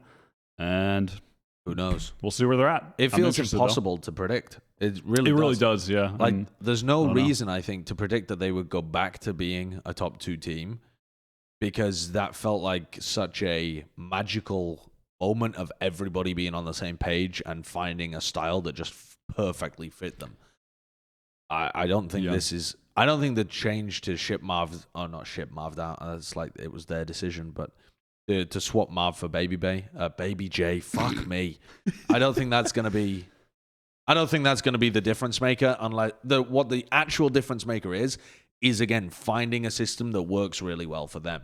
And I don't think this meta, any meta where it's slow paced and you have like Astra and Viper being played a lot, is not Faze's meta. I don't think they're one of those like cracked Brazilian teams that might have done well if Masters Berlin happened early on in 2021 or at the end of 2020, but the meta shifted drastically away from that style. Yeah, I see where you're coming from, and I tend to agree. I'm just interested to see what happens. Yeah, can kind of just leave it at that. It's a cool story. Yeah, I'm actually kind of interested. No joke, I'm actually a little interested in having Zach be full-time smokes from now on, and not have Marv in that rotation, because I legitimately think Zach is a really good supportive player. Yeah. And Marv at times feels like he just wants to big dick, like very often. Like the way they've had him play, like most notably like on Haven, where literally like I feel like the entirety of the Marv game plan was I sit in sewers, I paranoia out, I swing. And then it's like a 50-50 I die. It's like a 50-50 I die in sewers or I don't a lot of the times. And I feel like they adjusted that towards the end of his tenure a bit, but that's for a long time like that was the quintessential Marv play, was that or just like pushing extremity and dying on Omen or something. Yeah. So I'm actually a little interested to see Zach move onto the smokes here, because I just feel like he might bring a very different play style, and like maybe what you more want to see potentially out of like a more meta standard team is getting away from Marv and moving to Zach on smokes. So I actually do think this individual role swap could be decent, even though overall they just need to find their own, like a better play style. So yeah, I mean they certainly do have a more traditional setup. They have someone who plays a lot of Sentinels for them. That's a good point. They have a supportive Omen. They have a very supportive Sova, and they have 2 cracked duelists. They now have the most common team setup you could get. Yeah. I just don't expect them to play in a common way. I don't know, because they've played such nutty, weird shit before. That is interesting, though. I think probably more than anything, the thing that has changed is this, that they had Marv was just another guy on the team who played like he just wanted to be the star player. Yeah, and I haven't watched an immense amount of BabyJ, but from what I have seen, he does seem just more like a good supportive player. He seems also personally like a very dedicated, motivated guy in regards to wanting to win. I think and level up his own play, at least from what I've seen him say and etc. I think this could be a good move for Faze. Like getting more supportive elements on the team. It's probably less people going to be making like individual plays that can win or lose them rounds. Yeah, might stabilize their performance a bit, but again, it would require something special for them to become the second best team in NA again. They're still ranked the 3rd by VLR, but like their most recent performances have not mirrored that in any way. Okay, next one. Huynh, formerly of Gen.G, and Koalanoob have been added to Ghost Gaming. And Ghost have been a team that are just kind of... they're slugging it out at like a tier... probably 3. I think they'd be tier 3, maybe tier 2. Yeah. Is the addition of Huynh and Koalanoob going to level up Ghost? Are they now a team that everyone should have on their radar? I feel like a lot of people will be looking at them because those are players that have name value. Mm-hmm. Is this going to make a big difference for the team? I do think I think it'll level them up and put them more in that tier 2, maybe to higher tier 2 conversation for sure. They also, I mean, they do still also have Nismo on the team, who has, despite whatever they've been doing in regards to team placements, he has still been popping good all since the dawn of Ghost. He is a really good player, and though he does play primarily Raze, he has played other roles, and he's succeeded on other roles too. He's a dynamic player. He's really good. Nismo is a damn good player, and they've added a lot more firepower here. So they have. I expect them to be leveling up. I think that a good goal for them within the next few months would definitely be to get to that high tier 2 kind of area, like cement a spot, maybe just around that, like somewhere in the 20th to 10th spots for sure. It's so hard to think because there's so many fucking now. Yeah, there's a huge amount of teams. But I think, getting like top 15, top 12 is pretty doable for them. Could you open the VLR NA rankings just for the sake of this conversation? Yeah, where the heck are they at the moment? Because there's so many teams now, my brain is just melting. I mean, hasn't Quality been playing with them for like a little bit of time? Like he played with them in the Nerd Street games pretty briefly last month. And the Huynh thing hasn't been announced yet formally, but he's on their Battlefy. Right. Did I spell his name right in the lower third? Huynh? Yeah, I don't think I did. Might be a Y first. Yeah. Maybe the Y first. But yeah, and Huynh had tweeted alluding to him joining Ghost as well. So it's pretty much all but cemented by Ghost themselves. I'm interested in seeing where this roster goes, though, and I'm I guess forever interested in watching Nismo's career because he's cracked out. Can we scroll down a little on that ranking to take? Oh, hold the fuck up, We're Josh. making sure that we've spelled Huynh correctly. Third time's a charm, baby. Third time's a charm. Nice. It's a confusing one. I always beef it myself as well. Yeah, I want to see which teams are hanging around like the 15th to 20th when it comes to VLR. Obviously, this isn't always accurate, but yeah. Renegades, Rise, XSET, T1, Andbox, BabyJ. There's no way XSET are actually top 15. I mean, the thing is, like, these rankings are definitely a bit skewed. They are very skewed. Because there must be some sort of like old points or lack of weighting or something happening here. Because XSET in particular, when I look at XSET and then even NRG, like, there's no way they should. Andbox down to 17th. Andbox, like, no way. I mean, these are pretty wild. But Ghosts are right outside of that in this ranking at least. But if you scroll down, I mean, I think they're that's pretty reasonable ahead of these teams. Yeah, like Easy 5, Virtuoso, Soar, Basilisk. Yeah, it seems like honestly the top the top 20, top 15 20 is competitive. It is, but there's some teams that are in here in the top 20 that I don't know whether I would have in. You know, sure. That I think they could overtake as well. I think they could definitely overtake like Noble, Complexity, Rise, Renegades. Yeah. I think those are all reasonable teams they could take over. Also, not on this list. I'm assuming they are in the Oceanic list, but Sonics are in NA. Oh right, yeah, of course. So yeah, it is hyper competitive. I mean, that's why I was kind of doubting OG being able to crack into the EG cracking into the top 20. But yeah, I mean, looking at that, they might be able to. I think they could. Like the back end of it. Yeah, or around 20th. The 20th. Yeah, no, genuinely though. Yeah, it's tough. On the NA one. Oh really? Oh yeah, there they are. I mean, they've been playing a lot of tier 2. They've been grinding it out. Which that is a team I'm Renegades interested in seeing actually, because they have been. They have been working hard. I mean, they are really working hard. Yeah, they might look a lot better than they did previously. But I mean, this is some pretty good results too. They've beaten. What is that? And in recent times, they lost a close game to Kooky Koalas, but they've pretty much beaten every other team outside of the top 20. Yeah. So we'll see. The teams that they're playing against regularly are like Renegades is probably the best team they're playing against regularly. Yeah, and they've beaten them pretty much every time they played against them from the look of that. Okay. moving from like the conversation about the top 20 to conversations about the top 2, top 3 teams here, to talk about version 1 for a moment as well, because after Zellsis was penalized by Riot and banned for the next, I think it's the next cycle of VCT or something that he's not allowed to compete in. I think he or can play a month or something. Yeah, he can play in the next open qualifier, I believe. Right. Okay. But it's Thief who's going to sub in for Zellsis here. Yeah. This seems like a damn good replacement for me. Like, yeah, I think this is a pretty decent replacement to be able to come in and have similar levels of impact. My question with version 1 is, who makes up the core? Like, who are the people that you can't change anymore to the point where this team looks vastly different? I imagine Vanity is 100% in that. Vanity and Penny. Probably Penny, yeah.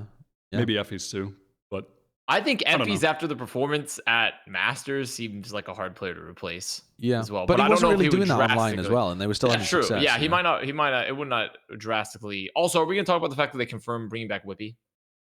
Oh yeah. But So- Yeah. see, that's the thing. They did confirm they were bringing back Whippy. I didn't realize it needed a confirmation. They said from the very beginning that they were bringing back Whippy. I suppose but- they just did it because some people probably didn't catch Yeah. that or Right, know about right. it, make it more obvious. Yeah. Sure. Yeah, I think that is a good question, and I think it's 100% Vanity and Penny, and then past that, you could have maybe conversations. But Yeah. But I was surprised when they could sub out Whippy and still have a lot of success. But after they did sub out Whippy and still have a ton of success, I now have pretty decent confidence that they can sub out Zellsis and still have a lot of success. Yeah. It just feels like the core of this team knows how they want to play. They know they're very good at being able to set up plans, like styles that they want, set plays, traps. They're good. And I think they'll still continue to be good with Thief in here. It's a pity that we're not going to be able to see them at their absolute peak. Like, we didn't see them at their peak in Reykjavik because they were playing with a sub. We're not going to see them at their peak here because they're playing with a sub. But it's... I think they're still going to be very, very competitive for that top spot underneath Sentinels. Yeah. I mean, Thief is really talented too. So it's not like they're downgrading in firepower by any means with the new player. No, I don't think so. But I do. The only thing I wonder is more so play style, because Zellsis, I think, had a pretty unique play style in the way he fit to the team within version 1 and the way they played with Zellsis. So that's the only thing I wonder about the move is, like, what does that change in there? Because sure, they have like a strong core still since they still have Penny and they're holding on to Vandy, right? Their core is still going to be there to, like, that we have identified, at least in terms of working around like how they want to play.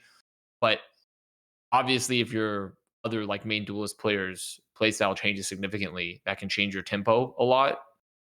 So yeah, but I bet they'll find a solution to that, because Thief is like really, really talented. So it's not like they're going to be lacking the ability to do well. And not just main duelist player as well, but Zellsis was playing the Killjoy for them too.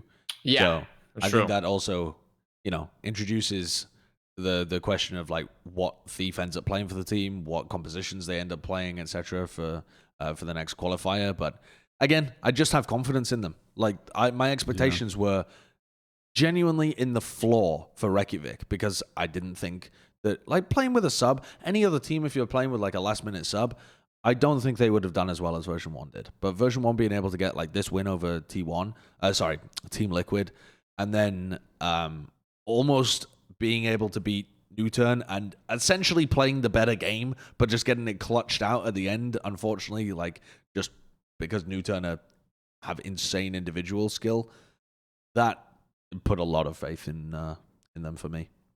I'm excited to watch them play. I think the battle for the second place in North America is going to be an extremely interesting one. I think the battle for like the top 8 seems crazy. Sure. I mean, we'll talk about it coming up. We're going to get we will. We certainly will. Okay. Well, Immortals. Immortals. Will Immortals make more money with Truo? That's the topic. This is how I wanted to frame this topic. I honestly, at this point, I don't really care where Immortals place. Like, are Immortals going to be good with this new roster? They got a new... I don't really care. My question is, do we think Immortals are going to make fucking money? How many That's more what I Bugattis? want to get into. Which players on the roster are they going to be able to flip? Where is the money coming from? Pull the roster. Can we get the Immortals roster? I want to see. I mean, I want to see how many theoretically, Bugattis. I mean, you look at the roster. Every single one of these players are flippable. Like Well, we'll Chemical, see. Shot Up, Gangsta are all 3 players that are immediately flippable. I mean, Gangsta. I thought that the core of this team, from now until potentially forever, was gonna be Stani and Gangsta, but they didn't. They weren't able to keep Stani around. He was interested in going elsewhere, possibly because everybody he plays with ends up being rotated, possibly because Immortals, just as an organization, have not been very good recently, possibly because Immortals have been very cheap in the past as well. But, I mean, they have been insanely cheap in Overwatch, so I don't know why that would not extend into Valorant too. But Gangsta's another one of those players where he feels like the core up until he leaves, I think. I mean, there's no... So, well, I guess the core is Gangsta and Shot Up. At this point, kind of, yeah. I mean... there is no real core, though, of the Stani- team now that Stani's gone. Stani made the right choice, for sure. Oh, absolutely. For his career. I mean, just get out of there. Yeah. You've paid your dues. You got a little bit of shine. I mean, Immortals exists to give upcoming players a little bit of shine and then see if they can move on and if they can make a little change off that transaction. That is what their existence is at this point. If Cola was worth 1 Bugatti, how many Bugattis can they get out of this roster? Because I'm thinking some players are worth at least 1.5, NRG maybe 2 Bugattis. I mean, NRG were going crazy spending cash at the beginning of their thing. I don't know if there's any NRGs right now willing to spend that type of... Well, wait, Kirk, could you pull up the roster again? My brain is just... It's small and I... Shot Up has a large amount of potential, I feel. And like, Jonah P... The thing is, I was impressed by Jonah P when he was playing on Complexity, which was a bad team. So, if he can play on this roster and demonstrate more, if he's not skill capped by the rest of his roster, he's a player that I could see really developing under the Immortal system, flipping for a dime. Ooh, that's at least a Bugatti. My counter argument would be, my only worry with Jonah P is what you're talking about, those games with Cole, when were those? Oh, a long time ago. And Cole have been off the fucking map. They've been off the radar for a long time. But I don't think we've been searching for Cole. Worse. Where have they been? Right, but there was a time where they were kind of popping, and he was a big part of that. So I'm just posing. Okay. I'm posing a thought. Okay. As we discuss whether or not they'll be making money off of Jonah. All right. But he did seem real when Immortals were having a little bit of a run. This was a long time ago. Or not Immortals. Complexity were having a bit of a run a long time ago. That was in 2020, dude. That was a long time ago. Was it? Yup. Wow. Yeah, that was. That was a long. I'm telling you, Complexity. We've been sending the search teams after Complexity all year. Where are they? They've been trapped at the bottom of the ocean. We have submarines around the radar. I mean, who even knows what changes with them too? Because they got sold, right? Like, what happens if their new management just says, "Fuck it, we don't have a Valorant team" or something? You know, like they could just disappear entirely. They could be Atlantis. They could sink into the Atlantis. sea. $27 million Atlantis. I think I'm going to say something here. All right. I think the player right now on Immortals that is the most flippable is Rossi. Rossi? Yep. Why? Why? Okay. Young player. Yep. Good fragger. Yep. Good on the support roles, mega valuable. There's a 1,000,001 good duelists out there. I don't care that Shot Up can hit shots on Reyna. It doesn't mean anything to me at this point. When I see, not that he's bad, he is really good, but I feel like there's 1,000,000 Shot Ups, and there's a million Shot Up juniors coming up. You know what I mean? Yeah. Rossi, you got a mega talented, good fragging support player who picked up Astra really quickly. His Astra was great. Yeah, that was one of the highlights of Immortals in the last qualifiers. And he's an in-game leader. I think he has a lot of value. I think he is the most flippable player on Immortals right now. I don't think they would look to flip him right now, though. I think he needs more time on the farm. They want to pump him with some more hormones and antibiotics, inflate Rossi a little bit. And then when he's looking at his absolute girthiest, exactly. The prize, I was thinking cow, but chicken works as well. Sure. Yeah. I think that you could really... I think I suppose there aren't a lot of prized chickens on Not the as far as market, I know. don't think. Yeah. You don't get much meat out of a chicken. A single person could eat a Listen, chicken. they're trying. I mean, you can have prized chickens, but they're just pets versus more so for being like for food. Yeah, do they breed roosters? Do they have like prized roosters that have big families of massive hyper chickens? I don't know. They do with prized bulls, don't they? I mean, I'm not sure, but I know like I feel like it's more likely you were to have a chicken as a pet, like a farmyard pet, than you would be to have like a prized bull. Because at the end of the day, the chicken will be worth less money, so you can develop the emotional attachment. I see. Okay, You know? well, my point being that I think Rossi can develop in the incubator a little bit and become worth even more. Okay. As I'm sure a lot of these players can as well. Okay. But for Rossi, I feel like what we've seen so far have been glimpses of Rossi being excellent. But the Immortals team was not in. They weren't having the success over a long enough period with Rossi, I think, to put him very firmly on everybody's radar. And that, I think, is what you need in order to get like the bidding process up, you know? If he's wanted from many different locations, suddenly the worth goes up, the value goes up. Okay, so who do you think is the most flippable player on Immortals? Well, I am somewhat sold by your Rossi argument. I just don't think it would be now. If I was talking about like right now, someone to flip over, the most developed prize chicken has got to be Gangster. I just don't know whether people are interested in purchasing that particular my thing, chicken. Though. I feel like he's a great He's a great solid player, and he's shown some good consistency. Support player as well. Yeah, absolutely. I feel like I don't know that chicken is just it's an elderly chicken. that chicken has some years on him. You know what that's I mean? a good thing for a lot of teams. It's finely aged. Yeah, I don't know. It's a mature cheddar chicken.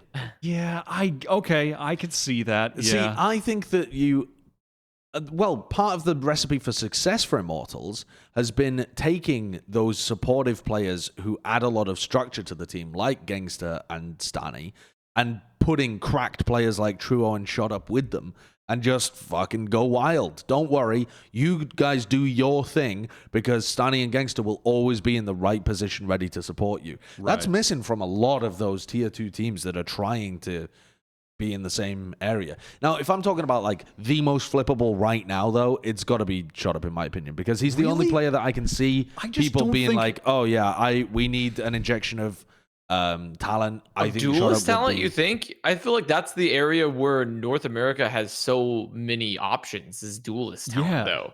Like, I think it would be Gangsta or Rossi. I would pick Gangsta because he has more time. He's spent more time developing, but I could see the argument for Rossi as well. But I think Gangsta it's more likely would that be like a great pick. if you're looking for people to flip, you need orgs that have money. Orgs that have money, I think a lot of them are going to want firepower. And I think that makes it flippable. I think that's the whole reason that think about look at went. T1 though. Like, imagine T1, because also another great option. Like, just think of like if you were to pick T1. Imagine if you threw like Gangsta and like I don't know, Chemicals onto T1. You know, those are two supported players with. I can't even imagine. I literally can't imagine. But think about that, like, because when we've talked about like where they're sitting with like Automatic and Curry and things like that, like, so I think there's options for teams to get supportive players. Automatic was playing like Phoenix for them recently in a lot of their recent games. Yeah. Automatic, Shut Up. That seems like the most like. I have money and I'm looking for value. I will do this. It's just zug. It's so painful, but there is a truth to that, because you can. A lot. And that's like Shot Up is he's a good duelist. He has great aim. He's an effective player. The real limiting factor, I think, is his agent pool.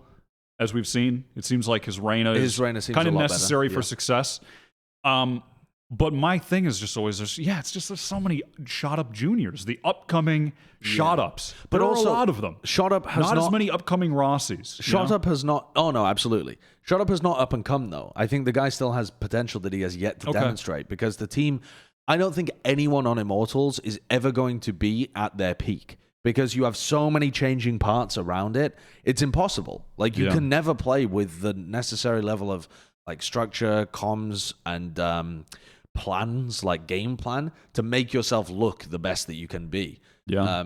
So I would definitely feel like it's reasonable for another org to say, okay, well, Shotup's at like this level right now, and we could get another guy that's at this kind of level, but we think Shotup could be even better if he plays with us. I could see that being an argument that other teams would make as well. Either way, they have a lot of players that they could flip. I can see exactly what you're saying. They have a lot of players that they could flip, and I am kind of interested in this Immortals team. I think Rossi is going to look really good. I'm interested in seeing where that storyline goes. I don't understand what Jonah P and Gangster are going to be playing, though. Yeah. They're both Sova players. I don't know. I mean, they've played Sova. One of them's going to be playing controller, I guess. Well, maybe. are they? Or is Rossi going to be picking that up? So maybe one of them picks up Viper. Maybe we see Gangster Viper. Gangster was playing Sage on... I guess Chemicals is going to play... Wait, they still have Chemicals, right? What the hell is their roster? Yes, they still have Chemicals. Right, yes. They still have Chemicals. So Chemicals will, I guess, be, if they're running 2 duelists, the other duelist with Truo. But if not, he would be Sentinel, and then Jonah would be, Viper. They have 6 players on their roster as well. So, right? Oh, wait. Because this is without Truo. Yeah, it's without Truo. So, who knows? Wait, did they already flip someone? Possibly. Oh my God. I mean, the overlap is with Jonah P and Gangster. So if they're going to sit somebody, it's probably one of those guys, right? Maybe? I don't know. I'm drenched in sauce. It's ridiculous, the Immortals situation. I'm drenched in sauce. It's kind of cool to have that team where they don't feel like they are trying to go for success. They're trying to go for their players' success. They're trying to make their players look good to sell, but they're not necessarily trying to win championships. I can imagine it might be hard to be a fan of Immortals, because you never know who the hell to support. But I think it's quite cool to have that team where you can look at them and be like, oh, these guys are... farm team. Yeah, the farm team. I think farm teams are kind of cool because it gives you a look into players that you might have never seen before and really looked at.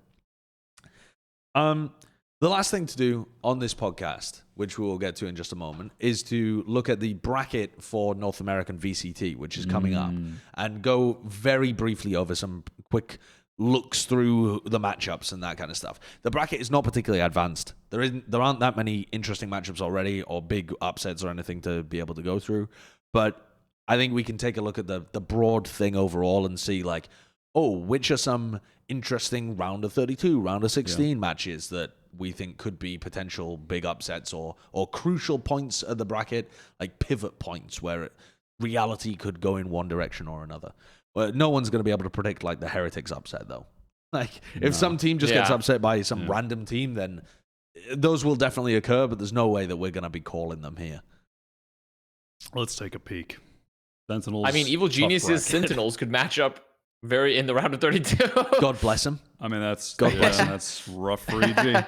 Yeah. Sentinels getting a bye to the round of 32 as well. Cool. Yeah. Good. I mean, they deserve it. I mean, they literally just won. So, exactly. Yeah. They deserve it. Who are they? Are they then rematching potentially against Sonics in the round of 16? It looks like it. We've seen Sentinels Sonics quite a lot. Sonics and Renegades. It could be Renegades for the millionth time. Sonics are actually playing against their biggest rivals in the scene, I feel. Like, just always playing against Renegades and then going up against Sentinels, which was like the first team they played against. That's a tough bracket for the old Sonic boys, but hopefully... Anybody on Sentinel's side of the bracket, though, has a tough bracket. I'm not going to say it's doable. It isn't doable for them. But that is very true. If they make it around a 16, that's still good. If they're expected to, and it would still be good. Round of 16 on the other side is pretty interesting because there's going to be a bunch of stomps probably with Faze and XSET, but Faze and XSET could meet up in the round of 16. Yeah, that'd be cool. Yeah. Who else and that could be a fun one. Ukers. Yeah. Are decent.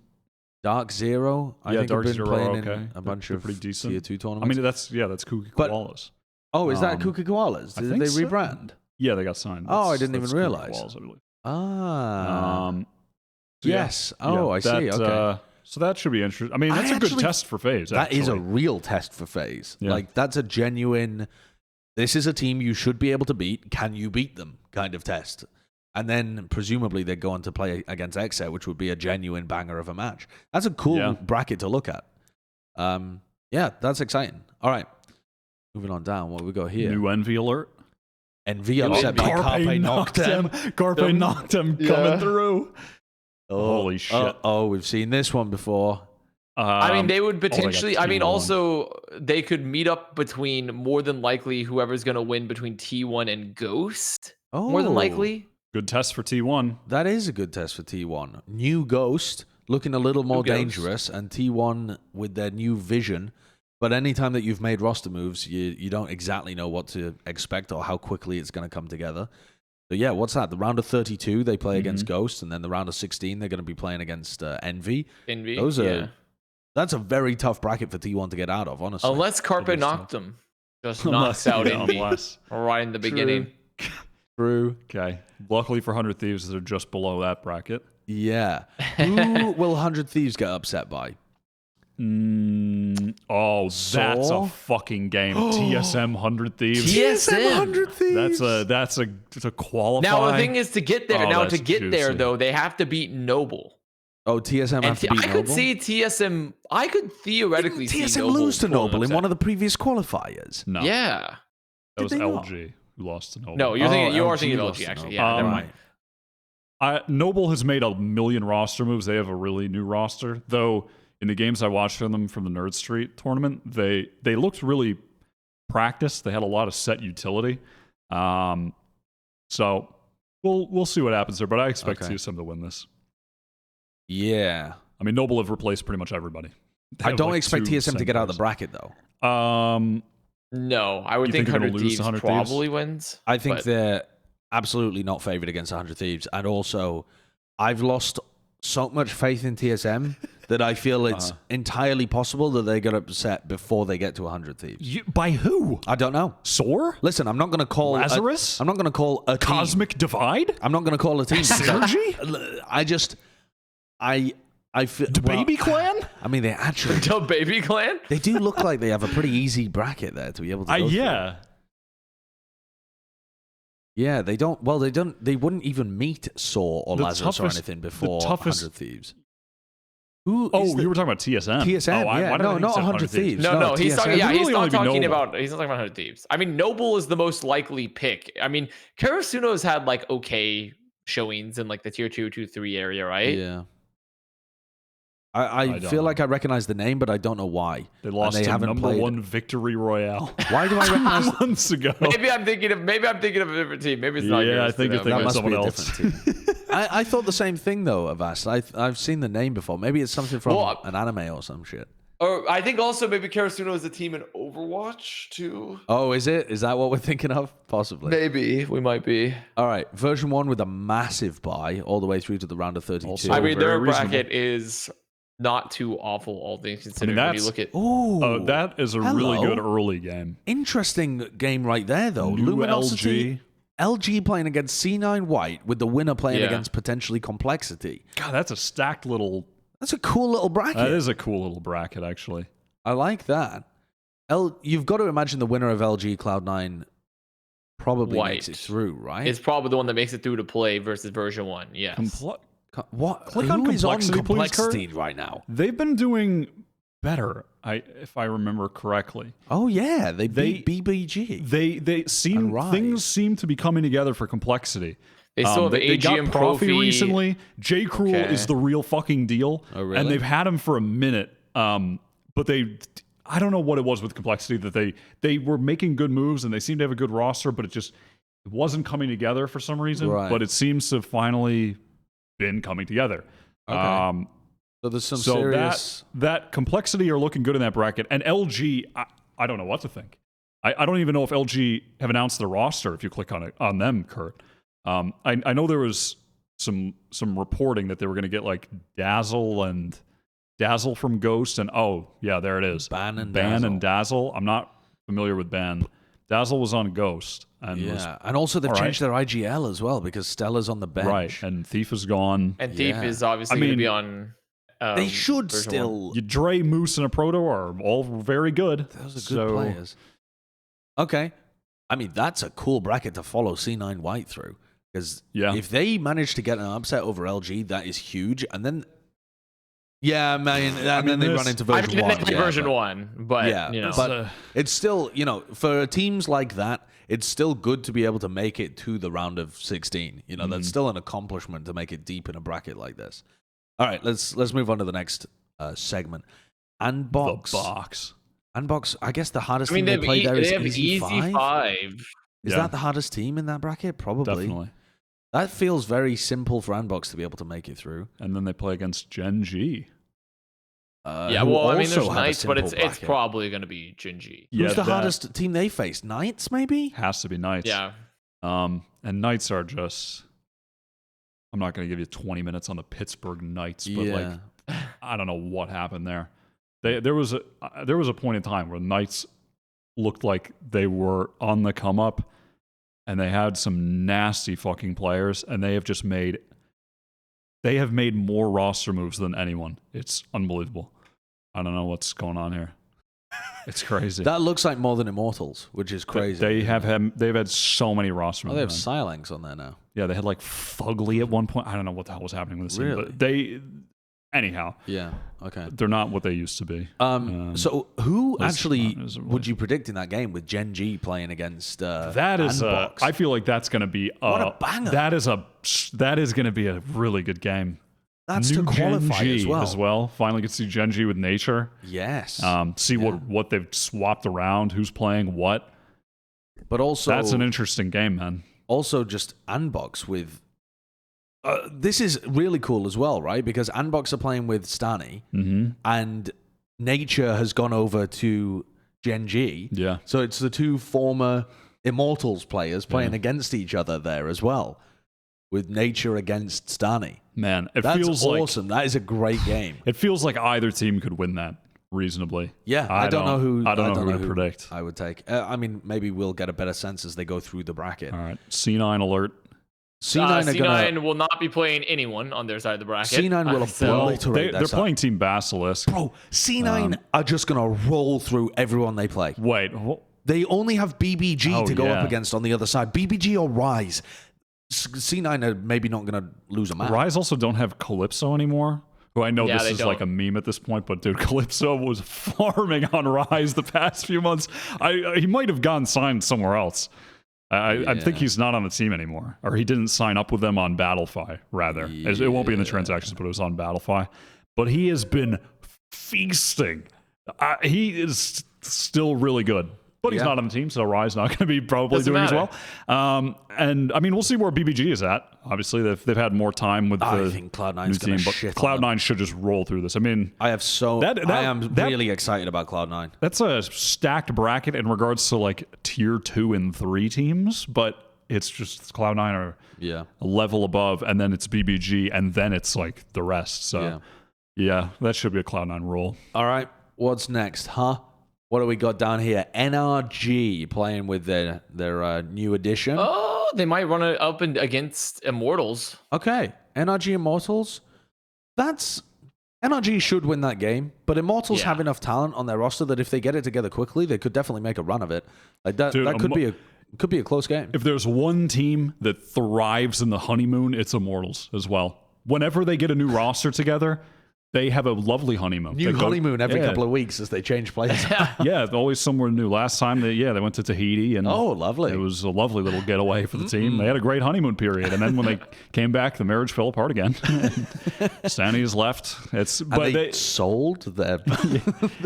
But we're not going to... we won't go that far into it. Yeah, but the analogy breaks down a little bit once you get into selling your partner. They do always have the honeymoon period, though. Genuinely, so we'll see. But I would hope NRG would make it through here. They should. It would kind of be a tragedy if NRG loses to Immortals, a bit. Yes, NRG are definitely favored, but I don't know. I feel like Immortals are always they're always a relatively dangerous team because they're just good at scouting. So they normally have good talent on their team, and they also their coaches have good. They instill decent structure in the squad as well, so they're never shit. They never just roll over. I mean, unless you catch them deep in a tournament. They always have kind of they have a less than ideal map pool though, always, because the rosters don't have enough time to figure out all the maps. Yeah. It was like, holy shit, they're nasty on Haven and Bind. Like, Yeah. but it's just don't. Anyway, There's some big see. there's some big clashes there though. As every single round of 16 game is interesting. Every single one of them, apart from maybe C9 BBG. pretty good bracket. Yeah, that's the only one that's kind and of maybe like Sentinels, Sonics. Sentinels, Oh, right. yeah, Sentinels, Sonics will or Renegades will be probably. But a stomp what was too, so. V1's? Maybe V1 will crush as well. V1's but- gonna be playing either like LG C9 White or something, or Oh, maybe right, or Complexity. So okay, So like, Yeah. I don't know. but 5 out of 8 of the round of 16 games being good. Wait, round of 16. Yeah, that's pretty 5 good. out of 8. Yeah, that is how math works. And also, I mean, LG is like a new roster, so there could still be some surprise. Yeah. with that. Yeah, I think this is going to be a good bracket. Some of the round of looks 32 like it. games are good. Almost all of the round of 16. That's all you're looking for. I am only going to be catching VODs of any major upsets that happen though in the earlier stages. I'm not tuning in for the insanity that I'll be happens down watching it all, there. God damn, you're a injecting it into my brain. braver man than I. I'm not watching those tier 3 teams. Jesus. All right, it's time for the most important. This guy, segment of what the an week. elitist. I'm not- busy. I'm not watching these tier 3 teams. I'm busy. I've got Okay, other yeah. shit to do. That's fine. That's fine. Okay. Important segment of the week. Yeah, the most very important segment actually. of the week. The most important. It's Wyatt's weekly award.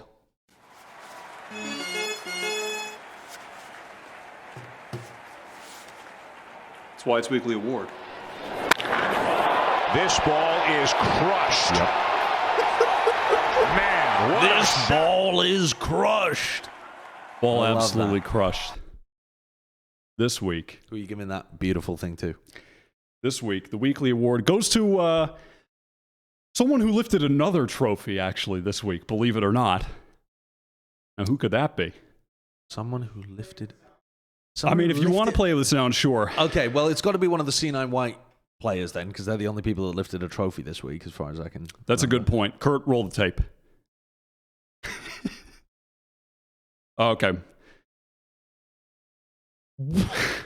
So this week's Excuse weekly me? award goes to James Conrad for throwing an incredible hole-in-one in the disc golf world championship. What?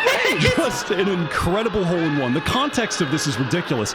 He had to hit a hole-in-one to qualify through to the next round or he would be out. He hits it and then he wins the tournament. And people are saying the fucking crowd are running onto the grass, onto the green. It's out of control. Evidently, this is the greatest disc golf throw of all He time. looks People like are saying. the exact person I expect to be a disc golfer. I mean, Look at that hair. love Look at that flowing the crowd lose their shit. I mean, that is pretty crazy. That is pretty crazy. It is absolutely nuts. So anyway, that's the winner of Wyatt's Weekly Award in tandem with Dust Moray, because Dust is the reason that I'm aware of this disc golfing. Because Dust is he's really into disc golf, and so I think he retweeted that clip or he posted about that clip, and it had come across my Twitter. And the way Twitter works now, there's some kind of Twitter algorithm where they're just showing you things that you've like watched. Yeah. So I watched that clip. And I was just getting disc golf all over the place, and I was feeding into it because it's mad entertaining. I was just watching these disc golf highlights all weekend because of Dust's love for disc golf. God, he's been fiending for a weekly award as well. He got me down the disc golf rabbit hole this past weekend. So it's also going to Dust if you want to play some. Here's Dust's channel. I believe it's called Dust's Discs, and where Dust also It's just all about him doing golfs. disc golf? Yeah. And he just he posts videos about him disc golfing. I've pulled up some highlights there for Kurt to show of Nice. little disc golfing. Oh, the last one is great. He has a video of him in a tournament. Okay. He hits a nice little shot. All right. And he's fucking hyped after. Are we? It's here we actually. go. Oh no, it's not. Oh Is it this? yeah. No, this is not. No, this. I like his one wind more up after here. this. Look at he's assessing it. He crouches, release. That was like a it. beautiful shot. It's But good. anyway, I mean, it's it's not the best shot ever in disc golf, like we just witnessed. You kind of spoil us with James Conrad and then going to Dust, but Dust's an up and coming player. Sure, You got your eyes on him. You're starting to scout the tier 3 scene. Yeah, but it's his passion for the game that got me down the rabbit hole this weekend. Where he's got his own. He's got his own shirt. It's Dustin Discs. Yeah, he has a YouTube channel where he posts him disc golfing. It's pretty but sweet. I have a YouTube channel. I don't have my own merch that says. Well, he's playing in a tournament. Well, he got plays a in rep. tournaments, so he has to have his own. He has to have his own jersey. This is the Southside SmackDown 17. Like Okay, if we let's were see. to go, if we were to go make our Shorter billiards route team, to we be, would have to have our own still jersey. certainly Or a not chance for billiards, a our better year. Shuttle our putt, though, bowling. and I had to Bowling get around team. the Bowling street. team, have to make our yes. own jerseys. We've been contemplating professional bowling. Now I was able to sneak it in. On the And he's iPad. he's Big. hyped off that one. Yo, Still that's a certainly chance pop-off for a better moment. It is a year. pop-off Shuttle moment. putt, though, and I have to get around this tree. Has to get it around the tree in the tournament. 0.25 that. 0.25 Now, that. able Beautiful. to sneak it Yeah! I see Beautiful. how It's fucking actually hype he fucking is sweet, there. though. Right. Anyhow, hype I is went that? down the disc golf rabbit hole this Yeah. weekend on account of Dust and this world championship and that first shot. So there it is. The first Wyatt's Weekly double award. I'm sure James Conrad will be more thrilled about this than winning the world championship this week as well. Wait, so that's what I don't understand. He had to hit the shot in order to qualify, but he won the tournament. How was he so far down that he desperately needed a hole in I'm one? not sure how the structure of the tournament works, but Right. it was like in whatever matchup that was to make it through to the next Right. round. Right. I mean, he it could wanted be to just do like one of those things where, like in golf, like maybe he's like behind where it's unlikely he'll win mathematically, but if you get like a crazy hole in one, you suddenly surge ahead point wise. Right. Yeah. You know, Sure. I don't know how I'll the structure buy it. worked. All I know don't is know. Yeah. I'll buy it. all I know is it was mad entertaining, and that clip sent me. I just love everybody running. Like the crowd just can't contain themselves. They're just running onto the green. Yeah. It's fucking hilarious. you know they went ridiculous. to a microbrewery afterwards and just sunk some IPAs afterwards. You know, you just know they did. Just sent it. Anyhow, I want to go disc golfing now. Very good. Okay. Well, I'm sure we can find somewhere around There's gotta here. be somewhere There in really Texas does. to disc It golf. feels like a very Texan thing to do, actually. Yeah. Does it? I No. mean, Dust is Texan. It feels like if you tried to do it in, yeah, I guess he is. So. It feels No, like disc though, if golf you is tried to do everywhere it in in Texas, people would think they were clay pigeons and start shooting them out the air. Maybe I have a perverse idea of what's popular in Texas. Both could be true. Both could be true. Yeah. All right, well that does it for episode Before 50. we go, Wait, no, it doesn't. okay, this just shows how much Sideshow cares about our members. Yeah, I But was anyway, about to get to I wanted this. no, you weren't. No, you weren't. You're ready to go. Have me clean up your water for the second week in a row. Sad. But this overlay is going to be busted because we have 3 people this week. But I want to switch to here and thank. Oh man, it's way more busted than I thought it was going to be. Thank the people that joined and rejoined to the member squad. Nice. The cat's meow. The Welcome cat- to member. Welcome to member. The cat's meow. Frustrated fetus. Oscar Green. Welcome to Giga member. Giga member. Oscar Green, huge member. Yeah. Brian Mora. Welcome to member. Welcome to member. Brady Flategraph. Welcome to member. Welcome to member. Frustrated fetus. Welcome to member. Member. to member. Prime A. Welcome to member. Welcome to Spider member. Boy JTG. Welcome to Welcome to member. member. And Austin Pack. Welcome to Smoking that member. Austin Pack. Welcome to member. We will be doing something for members. We tried to do something for our members on our Overwatch show, but we kind of got overloaded. So maybe we'll do some sort of monthly Q&A with our Valorant members as well. Yeah. We'll figure it out, but we're going to give you guys something to... Yep. We're going to give back to you guys. Yep. It'll probably be something where we ask you on a members-only post on the YouTube channel, a members-only community post, for questions or hot takes. So if you are a member and you're interested in having us react to those, then make sure that you are like subscribed and you have, I think the bell will probably give you notifications if we make a community post. or I'm you can pretty just sure if keep you're a your member eyes to a open. channel, the algorithm will Right. show you when we Yeah. make a post. Yeah, So. but just watch out for those community posts that happen. We might mention it on Twitter or something as well, but it will definitely be on YouTube, so that's where you need to keep an eye out for it. And if you're not a member, but you are interested in having us kind of react to your weird, dumb takes about all sorts of stuff that's happening or answering any questions, then consider it. But like I said, we'll be getting around to that within the coming weeks.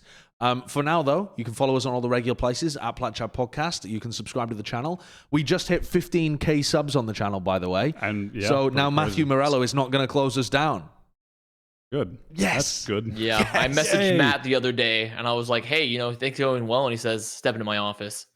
And he had me coming in his virtual office he built. Yeah. Bala's in his Tron. office at the moment.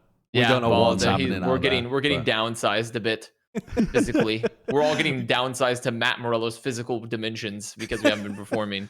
The issue. All right. Well, we will see you next week for episode 51. Bye.